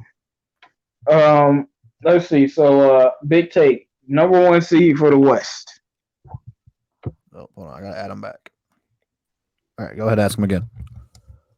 All right, big take, man. What's your number 1 seed for the West? Oh, my bad. I accidentally clicked the escape button instead of the chat button, but my number 1 seed is the Clippers. The Clippers. All right, Drew, your number 1 seed is the Clippers, right? Clippers. The Clippers. My number 1 seed is the Rockets. Okay. Let me see. I don't know what's going on with that. Let me see. Benjamin said no love for Dallas this year. Man, we gonna start off with your list. Your list. I'm gonna say one thing about your list. You don't have any surprise teams. So explain why you picked the teams that you picked and why do you think they're gonna be there. I just think the Spurs are gonna be there because I got faith in Greg Popovich. The Warriors, I think people are sleeping on D'Lo and Curry. I think that combination is gonna be great, especially when the playoffs come around and Clay gets back in there. They're gonna be a dark horse team in the playoffs. I love what Utah did. That's why I got them at number 4, adding Bojan, Conley, and Jeff Green. Also, Rudy Gobert's the best rim protector in the league. Portland, I had them falling just because, like I said, the defensive backcourts in the West have got better. So I think since Portland is primarily a backcourt-heavy team, I think they're going to struggle a little bit. The reason I got Lakers at number 3 is because LeBron's teams never really seed high. They never really win too many regular season games. I do think the Lakers are going to hoist that trophy at the end of the year, but in the regular season, I got them as a 3 seed. The Rockets, I think they're going to be great. That's why I got them at the 2 seed. Russ and Harden are going to be, regular season GOATs as they usually are. So I got them seeding as high as number 2. But then when it comes to the playoffs, I got my worries about the Rockets. And, of course, I don't got to explain the Clippers at number 1. They got the best defense in the league, and they got fun guy Kawhi. I have one huge problem with the Clippers, though. I only have one big problem with the Clippers. My one big problem with the Clippers is that I don't know what they're going to do at the center position. Zubac. Oh yeah, Zubac ain't going to protect the rim though. He was 3rd in the league in rim protection last year. Oh, Zubac. Oh. Yeah, he was. He can block shots, but I agree with you. They are weak at that center position. All right. I just think Andy Davis is going to abuse them personally. Yeah, definitely. No. All right, Carl. So we I'm sure you've been listening. We putting you on the spot. We need your 8 teams for the Western Conference. We're gonna start with number 8, and I'm gonna just throw out some teams for you because it's very tough. I don't want you to get nobody and then look stupid, and then we clown you later on. Okay. You got the Warriors, the Pelicans, Denver, Portland, Utah, Houston, the Clippers, uh, the Lakers. The Spurs. Those are the type of teams that were picked. So, give you a few Uh, seconds. I'm gonna give you a few um, seconds as I read this comment. all Schedules right. mean everything too. I'm giving you seconds to get your team together, man. But Yeah, we got a All couple right. comments to read, so take your time. yeah, schedules mean everything. Well, of course it does because the Lakers play the Clippers, and then on Christmas Day they play them again or something. And it all depends on the scheduling because the West is Well, such a murderer's row, and if you get one of them tough weeks in the West, it can hurt you permanently. well, in JMO, I looked at the Lakers schedule this upcoming season, and really like their first 30, 40 games, they got a pretty breeze of a schedule, but after the All-Star break, it gets really tough for the Lakers. That's how they always try to set it up. But CA3, are you ready? Yeah, I think I got my AC. Hold on, real Um, quick, before we do it, Micah's Gaming Takeover wants to know: do you think we are going to make a trade before the regular season? No. I don't think so either. I hope Maybe so. by the trade deadline, I think so, but not before the I'm regular gonna tell you season. this. I hope so. I pray we do, but I don't think so. All right, go Drew. ahead. Go. No, I don't. I think by the deadlines when we got it, you guys pretty much covered it. yeah. All right, man. Noble Sports Entertainment says I got the Lakers finally winning the champ. Man, we gonna have to talk about the Lakers earlier because y'all Yes, making me. sir. I've been riding with. Man, we gonna talk about the Lakers later. Y'all upsetting me. Everybody want to pick the Lakers to win all of a sudden now. Y'all wasn't saying this when they first got AD and traded away my boy, but it's cool. Bravo, what's up, man? Shout out to Bravo Mo 1982. Make sure you go subscribe to his channel, man. Hey, So we'll get you Carl, back on the show before too long, man. for What real, up, man, we just Bravo? gotta find out when you're available so we can get everything set up, Bravo, man. We love to have you on. Your AC. Yeah. I said, what's your AC? My AC it's in New Orleans Pelicans. They're my AFC because AC. I feel like they're my AFC because I feel like with other young talent that I think they'll make a playoff push because I think they made great pickups during the draft, picking up. I think their first three pickups were great. They picked up Zion with the first pick, of course, and then they picked up Jackson Hayes, which I wasn't that big on at first because of his foul trouble issues, but his summer league impressed me, and I was impressed with his athleticism, and I think he'll translate great with Lonzo at the point guard position. And I like how they and I like their pickup with Nikhil Alexander Walker. I think he's a really solid scorer. I think he'll be a solid player off the bench for them. So I love their young talent, and I love their future, and I love their promise. So that's why they're my Dude, AFC. the Jackson Hayes in the summer league, like look, man, I'm almost worried for Zion. It's not like Zion's not gonna be Zion, but bro, when you got Jackson Hayes is a dynamic big man, and he could be getting a lot of Zion's points and rebounds. I'm just gonna say it like that. He is nice, but they're gonna give Zion priority over everybody. But and Nikhil Alexander Water was good in the summer league. So who you got at 7? And Bravo donated Uh, 2.99, man. Shout out to Bravo, man. We appreciate you. shout out to you, Bravo. Uh, at my 7th seed, I have. Let me see. I'd have. I believe at my 7th seed, I have the San Antonio Spurs. I just think the San Antonio Spurs would just make the playoffs just because of Greg Popovich himself. I mean, I just don't see how they miss the playoffs. I mean, they still have DeMar DeRozan, who's still a solid player. I mean, he's still DeMar DeRozan, but he's solid though. He's All still a right, I'm solid letting you 20. know. If you got the Spurs in, then the Warriors ain't gonna make it. But let's see how your list turn out. Who picks? Oh shoot. Ooh. Um. So at my number 6 seed, I have. And the West is so tough. Oh man, it's so tough. Yeah, Carl about The number. to. I was in my notes for two I knew hours. I shouldn't have. I knew I shouldn't have put this person. My number 6 seed is the. I'll say my number 6 seed is the Golden State Warriors. because I just believe I think the Warriors will be fine, but I think they'll have some problems at the. I think they'll come out to a little slow start because you have to get used to that new backcourt with D'Lo in there and stuff. So they got to get used to not having Kevin Durant and not having Klay Thompson. So I think they'll struggle at first, but they'll come. Okay, They'll so finish strong. all right, man. So we got the Pelicans, the Spurs, and the Warriors. You in trouble? I know you are. So this is about to be very funny because if you put the Pelicans, this how the playoffs go, and I'm gonna tell you.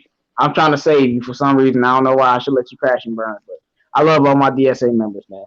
Look, if you put the Pelicans in, you can't put the Spurs or the Warriors in.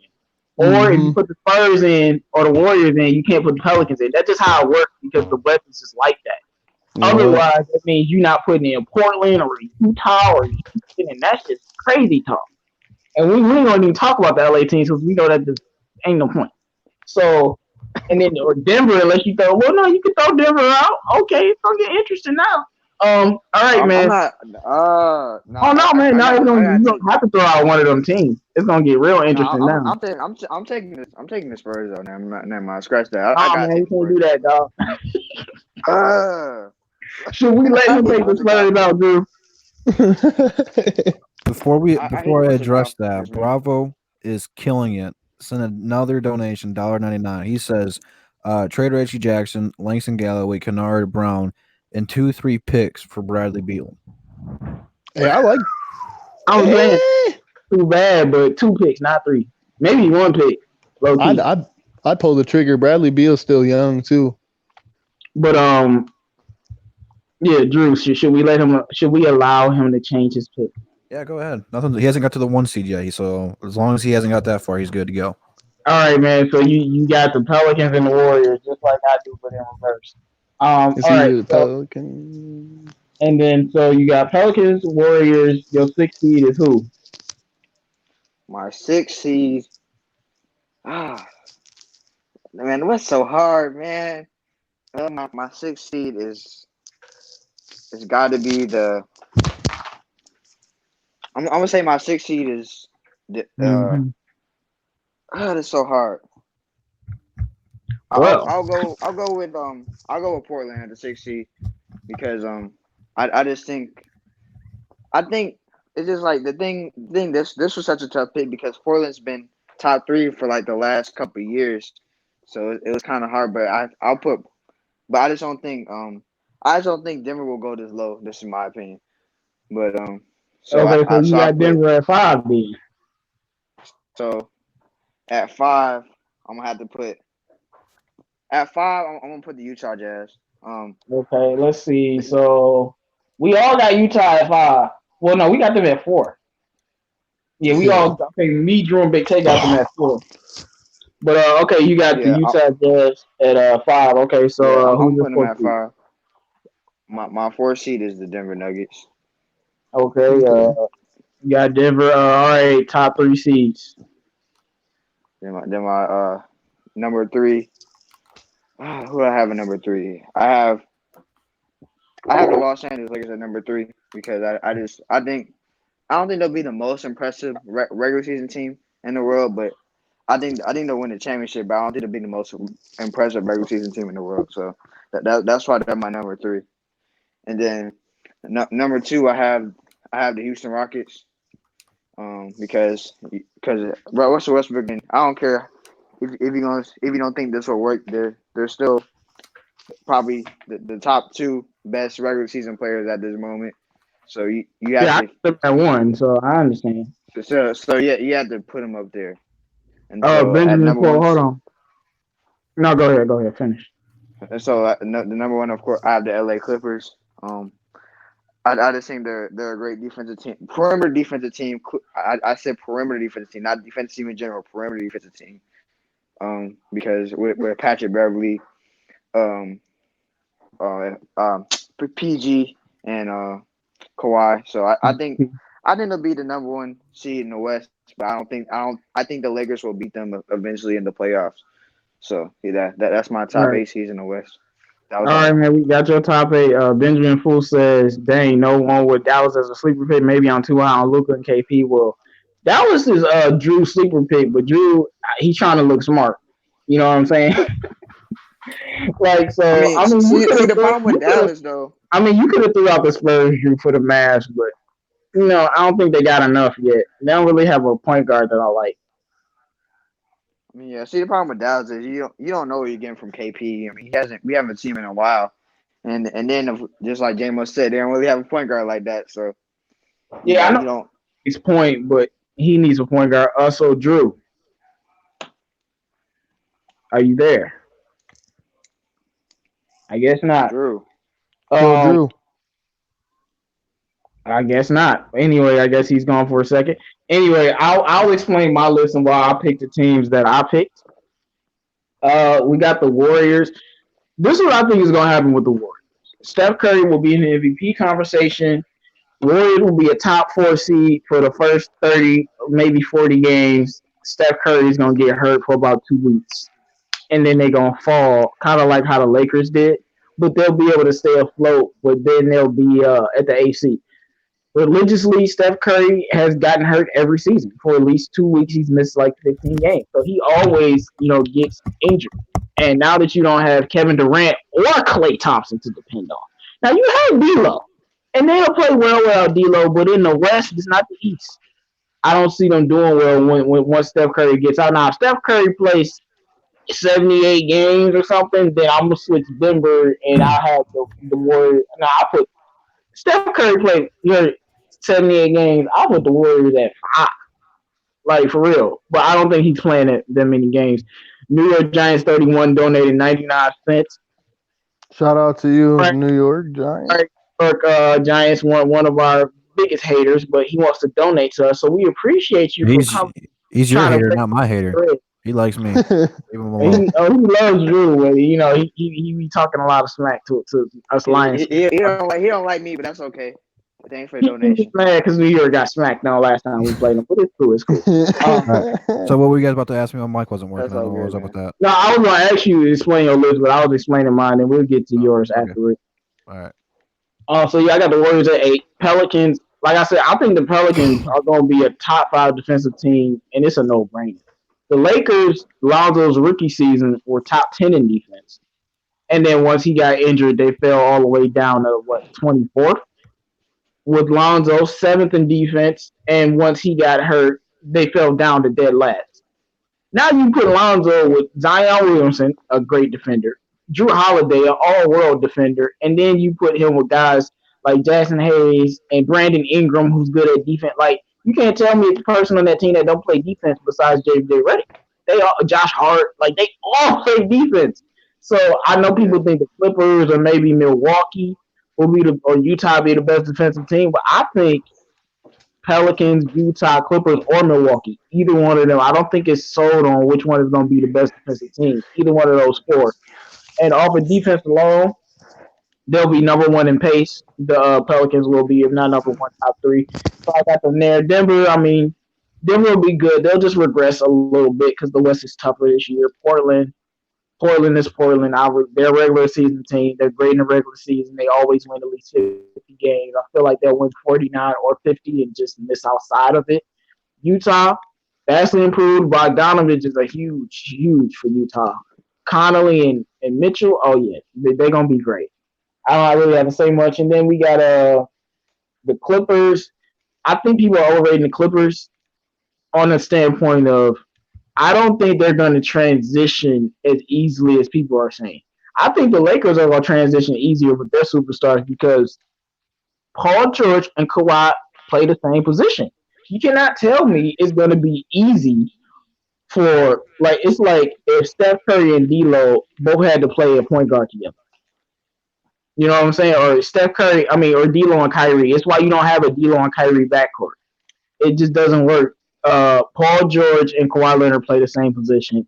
I think they're gonna struggle a lot and lose some games that you might not think they will, but they'll still be good. And then the Lakers, I think the Lakers are going to be great because LeBron James will be top 3 in MVP voting. He's gonna go crazy, and then I think they'll be really really good. And then Houston, who knows what they do in the playoffs? I hope my boy Russ can do something in the playoffs, but in the regular season they win 60 games. I can't see them not winning 60 games. honestly. Like Russ and James Harden, I don't think people understand the gravity of the situation. James Harden and Westbrook, like two superstars, two MVP in their prime. Like I don't think people understand. Last time that happened, Golden State did what they did, but the playoffs will be different. You can't. I don't see how Houston is not the number one seed when they got two MVPs in their prime. But Drew, man, let's get your list and the explanation on your list. And then didn't you want to do finals predictions and most improved player and stuff before we go? We can do finals predictions if you want, but the other one I had planned was the NBA award, like MVP, Rookie of the Year, No, we six can do man. that. We can do finals. Everybody just go through it after Um, you do your list. 8 seed is probably the toughest one because I think it's really a three-team race between the Pelicans, the Spurs, and the Mavericks to get that 8 seed. But I think San Antonio's got the experience, the better coaching, all that fun stuff to give them the boost. The Warriors, they're great, man. I think if they are the 7th seed, this is probably be one of the best 7 seeds in NBA history because come playoff time, they're going to have Klay Thompson back and possibly could steal a playoff series against the 2nd seed. So I'm not going to write them off. Obviously, they've been in the finals the last 4 or 5 years, so you can't ever discredit what they're going to do. And losing KD, that sucks. But they won one without him. Once Clay comes back, they'll be smooth sailing from here on out. 6 seed.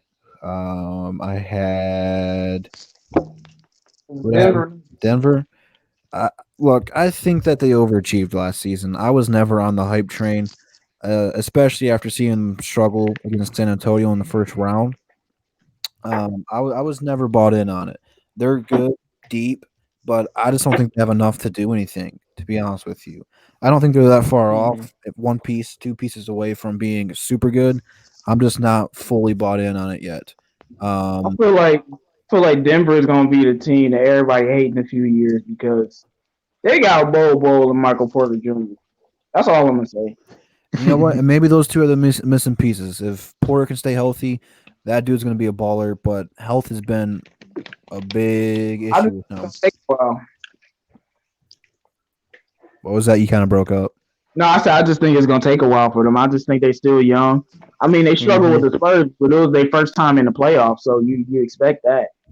I picked the Spurs to win that series.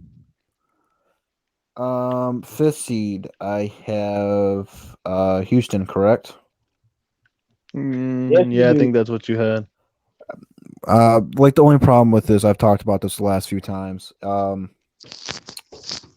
Through 48 minutes of the game, you're going to have an all-star former MVP out there. 4th quarter, though, is the question marks. Who's taking the last shot? Who's closing it out? Until they can prove to me who that's going to be, I can't buy into them completely. I think at best they go to 6-7 games in the first round and get beat. I just don't think it's going to be enough. I think they messed up trading for Chris Paul. They had depth around James Harden, and to me, they felt like a better team. I think they messed up in the long run. 4 seed Utah, I like what they've done. I think Mike Conley was a great fit for that team. Adds a certain element to him. Takes a lot of pressure off of Donovan Mitchell. And they brought in Boban Bogdanovic. It's funny that Utah has him because they have a dynamic white duo for the Mormons up there. They are going to love it. They are definitely going to love it up there. Oh man, it's okay. I'm white. I can say it. You guys can't. Number 3, Portland. Dude, everyone sleeps on Portland. It's kind of ridiculous. I think Damian Lillard has solidified himself as a superstar, and he's lethal in the playoffs. I mean, he went bananas against OKC. I think they're probably the most slept-on team. Adding Whiteside is huge for him. It's a great replacement for whatever his name is. I can't ever say it because he's foreign. No, the guy who broke his leg. No, but he's not replacing her. Well, he's replacing him until he comes back. And then when he does come back, you have Whiteside coming off the bench who's going to block a shot. I think they did a great job picking him up. Rodney Hood plays very well for him, so I think they have a lot of bench, a lot of Yeah. good pieces that can play just outside of Damian Lillard and CJ McCollum. I like the pairing in that. Number two, the Lakers. I think I've ranked these guys a little too high. And the only reason is because when LeBron gets a new superstar player, it takes a little time for their chemistry to click in. This team is going to be very good, extremely good, but they're going to kick it into gear probably after the All Star break.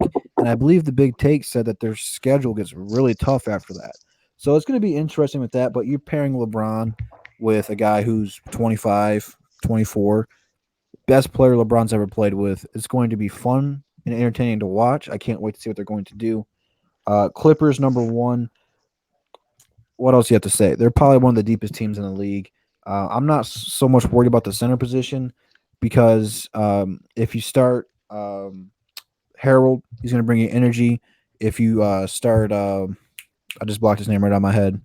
Who's the other center? Zubac. Zubac. Zubak. I mean, you're going to have two dynamic centers down there who can bring spark energy starting off the bench. You have Lou Will coming in off the bench, bro. Anytime you have Lou Will, you have a chance to win ball games. So if Paul George turns into George Paul, if Kawhi Leonard's on rest, you still have Lou Will come in there. There's a reason he's called Sweet Lou. What is it, Mhm. 6 man of the years? This guy's bananas. They're probably one of the deepest teams in the league. We're going to be one of the best defensive teams in the league. They can probably run a full court press the entire game. The pairing Probably. of Pat Beverly, Kawhi Leonard, Paul George, they can guard positions 1 through 4. It's going to be very entertaining basketball. I think they're going to be the best team in the league. I do got a question though, because what's a better defensive trio? Those three or Lonzo, Drew, and Zion? I think the Clippers are more versatile and can guard more positions. I think, Sure? yeah, I think Drew Holiday and Lonzo are extremely talented at locking down guards. I don't know how good Zion's going to be defensively, dude. He's a No, he's rookie. gonna be a monster. He Nah, might nah. be. Zion's a great defender, bro. I don't That's know. I true. don't, I We don't we know what seen you're that we talking seen that about. against college athletes though. But let's see how he does that with the chase down blocks against people like Did you see what he did to LeBron and Kevin Knox? Giannis. I mean, Okay, he's the playing in the thing about West though, Zion, the dude. thing about Zion was doing though, the thing that Zion was doing, he wasn't necessarily just locking up college athletes. That dude was in the lane. He was stealing passes out in the lane. I Yeah, want to I because want to see what he's gonna do against I would say premier that small forwards and power forwards though. yeah, but I've seen Lonzo guard Blake Griffin and shut down Blake Griffin, keep him from getting rebounds. He's a powerful. But I know Lonzo can guard 1 through 4, so I've seen him do it. But Paul George, Kawhi, they can guard 1 through 4. So, but I don't know if Paul George can guard point guards. Kawhi can, Patrick Beverly can. But I think that's very interesting because I mean, those some. I mean, those three, those are some good defensive players. And Zion's unknown, but the one thing that I know about Zion, well, two things: he's athletic and he can play defense. That's one thing I'm not concerned with. I'm more concerned with other parts of his game, but his defense is. It's like if Draymond Green had a longer wingspan, it was more athletic because the passing lanes and all that other stuff, and then you got freaking. I didn't even bring up Brandon Ingram. That dude can play defense. So it's gonna be very interesting, man. I guess what? So we should do most improved player, MVP. What else do you want to do? Rookie of the year, coach of the year. Let's see. Coach of the year. MVP, rookie of the year, most Most improved improved, player. defensive player of the year, and coach of the year. All right. We gonna start with CA3 Sports Talk. We're going MVP first. We'll do No, award by award. everybody just give all of their All right. jobs at once because that way it won't take 30 years. All right, so you want me to do MVP first? Do all of them.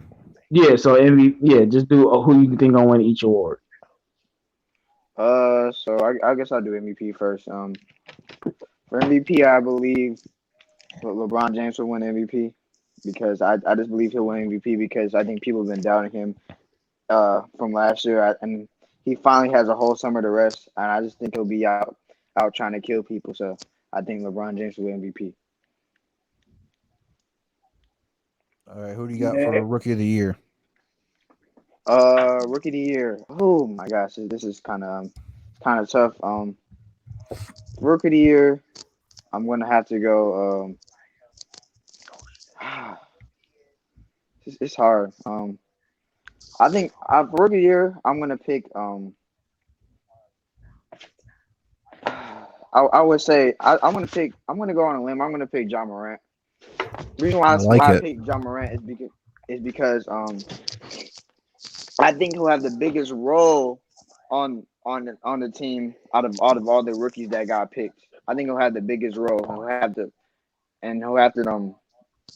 I guess come up the most for the Memphis Grizzlies because they totally traded Mike Conley just for him to have a big role on the team. So I believe I think John Morant is also probably the most skilled player in the draft when it comes to passing and I just think his vision and his athleticism is just that's why he's just such a great prospect to me.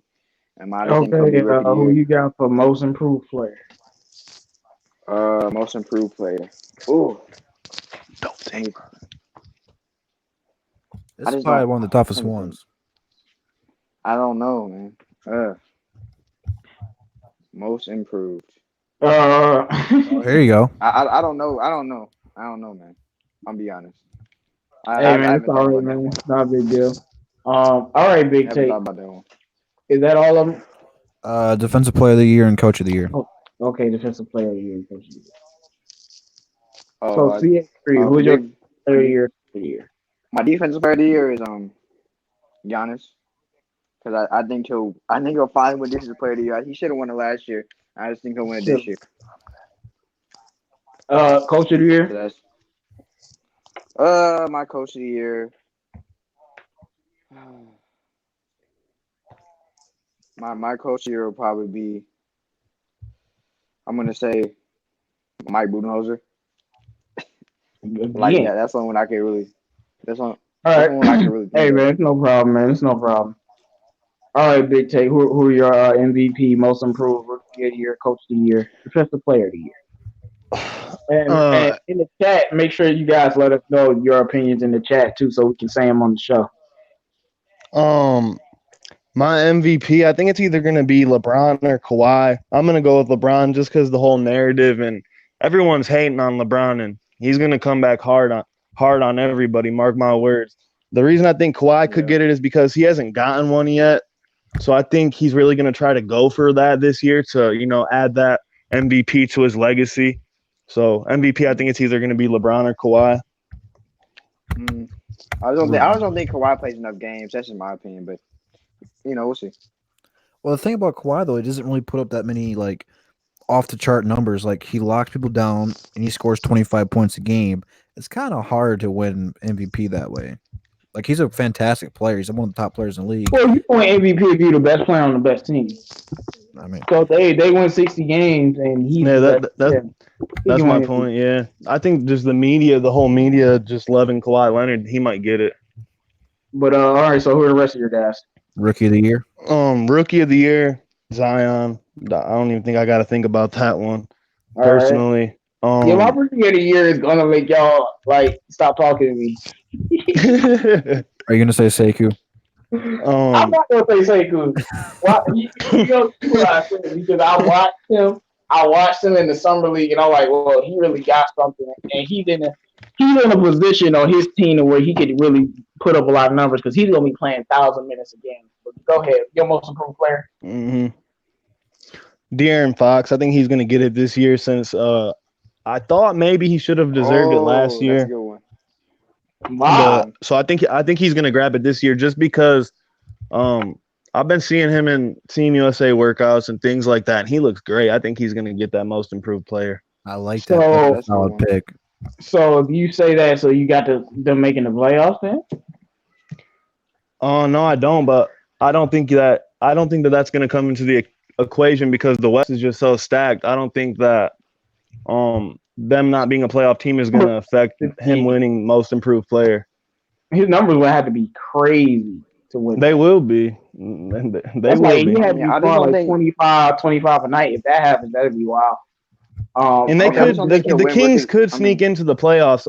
They could. I don't think they will, but there's a small chance they could. Only problem, two words: Luke Walton.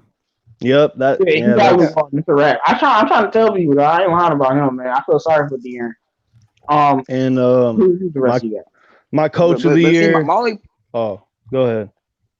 well, I was saying my only problem with that pick is just that I think if De'Aaron Fox would have got Most Improved Player of the Year, I think he would have got it last year. But I think like, just like Jalen said, he would have to drop crazy numbers to get it because he already improved so much from last year. I just don't think he could improve much more where he could get it next year. That's just my opinion. Hey man, Big Tay think he gonna ball, so hey, it is what it is. Go ahead.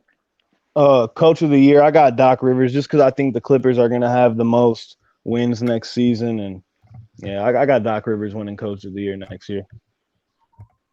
Did we do 6-man? No, we didn't, but that's too much. I got D Rose in case y'all wondering. Lou will, and go. That's it. Lou will. Mine is Lou Will too. Who was your defensive player? I don't want to pick him again. You didn't pick a defensive player of the year. Big Take. Oh, defensive player of the year. I'm gonna go out on a limb and say Mitchell Promise from the Knicks because I think he's gonna get minutes at that starting center position. He's a great rim protector and defensive player. Mitchell Robinson. Or Mitchell Robinson. Sorry, yeah. That's my boy, man. I think he can grab that defensive player of the year this year. All right. I'm not mad at it. All right, Drew. All right, MVP Giannis. There's not a better player in the league than Giannis, especially if he has that 3-point jump shot. Just shoot low 30%, and he'll be unguardable. And I think that the Bucks are still the best team in the East. So if they have the number 1 seed, he's going to have more votes that way. Rookie of the year, I think it's either going to be Zion, and if he gets injured, I think Ja Morant's got it. Defensive player of the year, I think it's tough to go past Rudy Gobert. That dude's an absolute freak, blocking shots and whatnot. Sleeper for that though is either going to be Kawhi Leonard or Paul George. If Kawhi stays healthy and plays over 70 games, he'll probably have that one on lock. Coach of the year, Doc Rivers. Clippers are going to be a top 3 seed out west for sure. Who am I missing? Most improved. Most improved. Yeah, that's the only. I'm going to go with J-Mo's boy, Lonzo Ball. I think he's going to have full reign of the offense. Wow. Yeah, that's a great pick. I didn't think about that. I mean, you knew I didn't think about that. You knew I was gonna pick him. I did not. I didn't. It popped in my head. That's the perfect pick if you think about it. Bro, he's gonna win that award. Man. But go ahead. I mean, well, yeah, that's a great pick right there. There's a reason I'm good at my job, guys. Well, that's the reason why you picking him for that. He's just gonna have full reign of the offense. You know, he's not gonna have LeBron or Luke Walton holding him back. He's got that point guard position all to himself. Drew Holiday's a natural 2 guard. He's got a freak in Zion. They're going to be able to run the floor. They got great floor spacing, great shooters like JJ Redick, Brandon Ingram. People forget he's not good at basketball. Dude, he's going to be running in transition, dishing the ball. He doesn't need to shoot threes to be effective. He's going to be able to attack the basket. He could average 15 plus points, 12 plus assists. He could put up Westbrook numbers and almost average a triple-double if he stays healthy and his teammates stay healthy. Definitely. Talent and fundamentals in the world to be great. Plus, as Hugo said, he locks people up. I'm a big fan of Lonzo's. He's going to win Most Improved Player. You can take that. That's a great pick, Drew. Thank you. Yeah, he stole my pick, but it felt good. I'll say for last. So my MVP is Giannis. I think they're gonna win 60 games again, and he's gonna be happy. And he's gonna have a jump shot, not like a jump shot, but he's gonna have a jump shot, and people gonna be like, "How in the world are you gonna stop this man?" Defensive Player of the Year, Giannis. I think he's gonna take both of those awards. Rookie of the Year. Now, I have a feeling Zion's gonna get hurt, and that's the reason why he's not gonna win Rookie of the Year. Like, I don't think he's gonna miss a lot of games, but I think he's gonna miss like 10 to 15. You know, it's gonna be some rookies that play 75 games. You feel me? And be playing well all 75. But besides Zion, because I would go with Zion, but my guy that's gonna make y'all angry is my boy Rui Hachimura. I think this dude can play. After watching him, I had my own thoughts about Rui, but after watching him in the summer league, Okay. they couldn't do nothing with him. He Like was nice in the summer league. he was scoring on everybody, and there's levels to the scoring thing. And what I mean by anybody can score in the summer league, but you don't score on people like he was. Like he was fine people. I'm like, wait, Roy, don't tell me you want it because college to NBA, there are a certain collection of players coming to the NBA expands their game and allows them to be them. Jackson Hayes is another one of them players. He got to the NBA and now this dude talent level is off the freaking charts. And I think I think Rui is gonna average 18 a game. Like I think he's gonna be playing great. And he's on Washington where he's gonna get all the minutes in the world.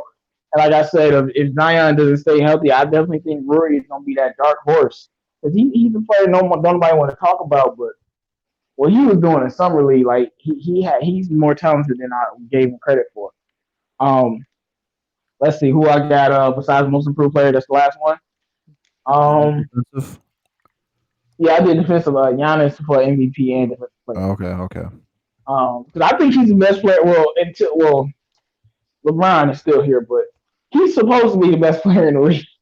LeBron is still here, so it's kind of hard to call anybody the best player if KD is hurt.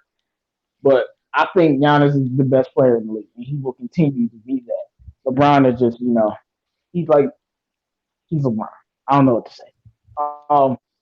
And then most improved player, I do have Lonzo.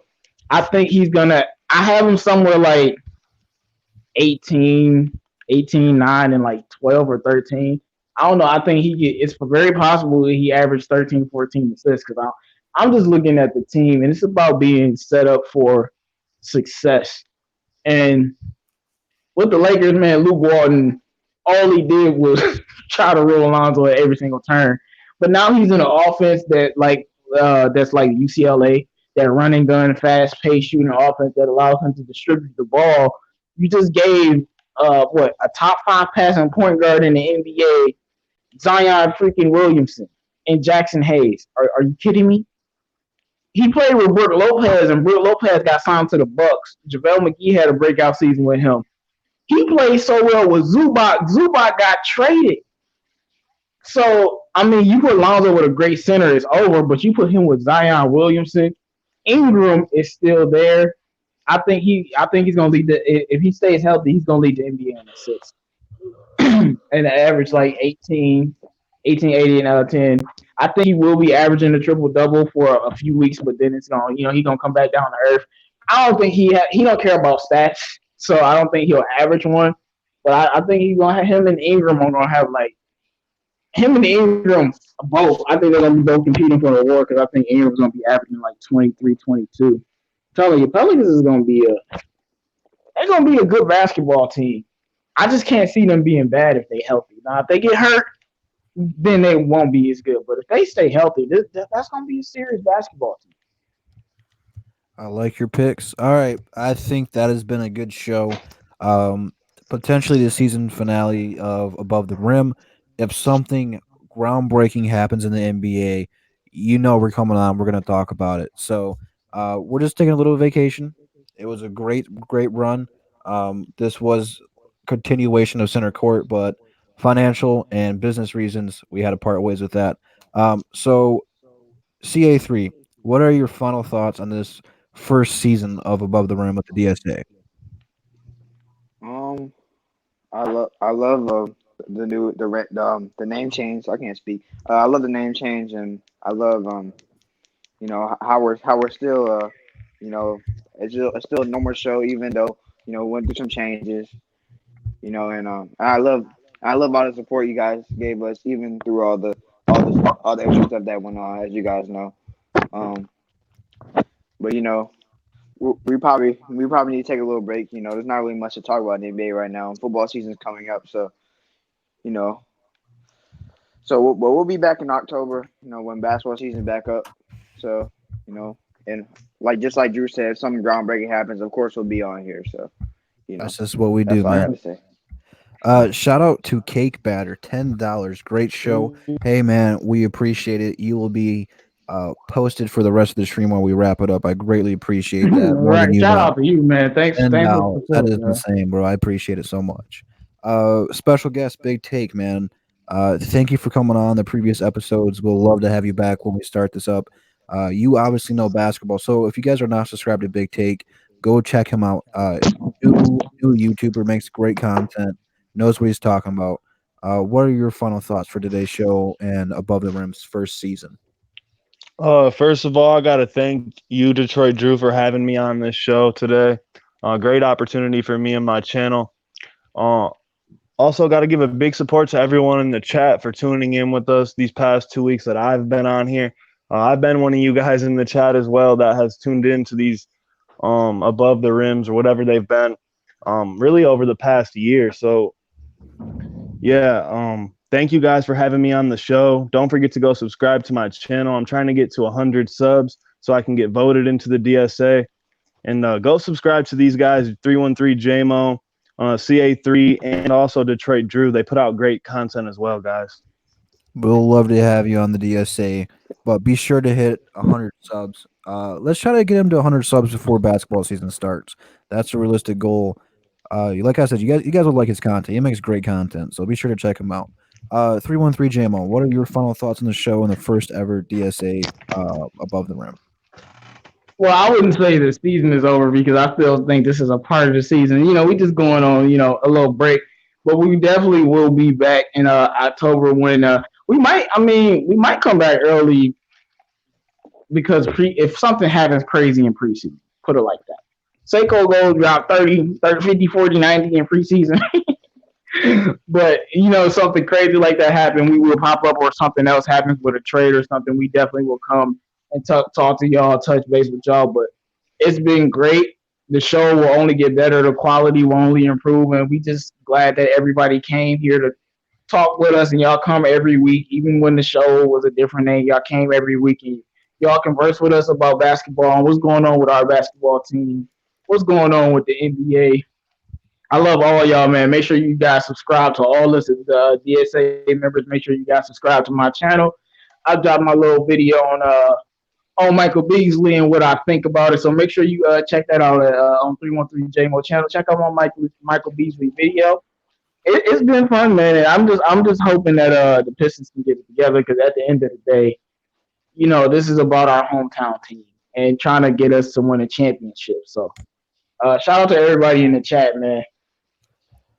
Well, it's been a fun. I don't want to say like an ending season, but we're doing it like a TV show, like how you end the like the series ain't over. We'll be back, but Right. It's football season. That's what's in right now, and we're getting kind of tired of just like recycling material because there's only so much you can talk about during the off season.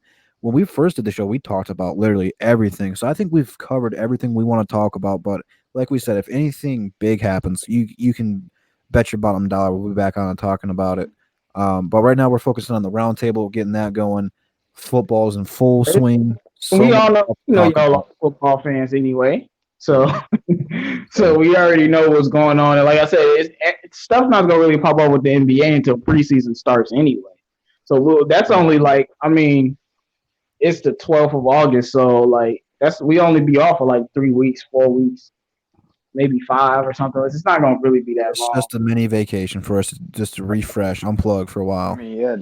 Refresh, unplug. The first game of regular season starts. And while this happens, of course, we dropping hot fire videos for y'all Pistons fans out there, and Lions fans, and Red Wings and Tiger fans. If y'all like that. So I'm dropping the Pistons video tomorrow, so be sure to come back and watch that. So we're not just done making videos. This is done for the show for a minute. But with that being said, that is going to conclude today's show. Be sure to check out the description. Instagram, Twitter, Mixer, on there. Follow me on all those platforms. All DSA members are in the description. Big Take is not in the description, but be sure to follow him. Go ahead and click on his channel, or just type in the Big Take. We all have Twitter. Be sure to follow us on Twitter. And that being said, thank you guys for coming out. We'll see you in the next one. Peace. Peace. All right, y'all. Hold on.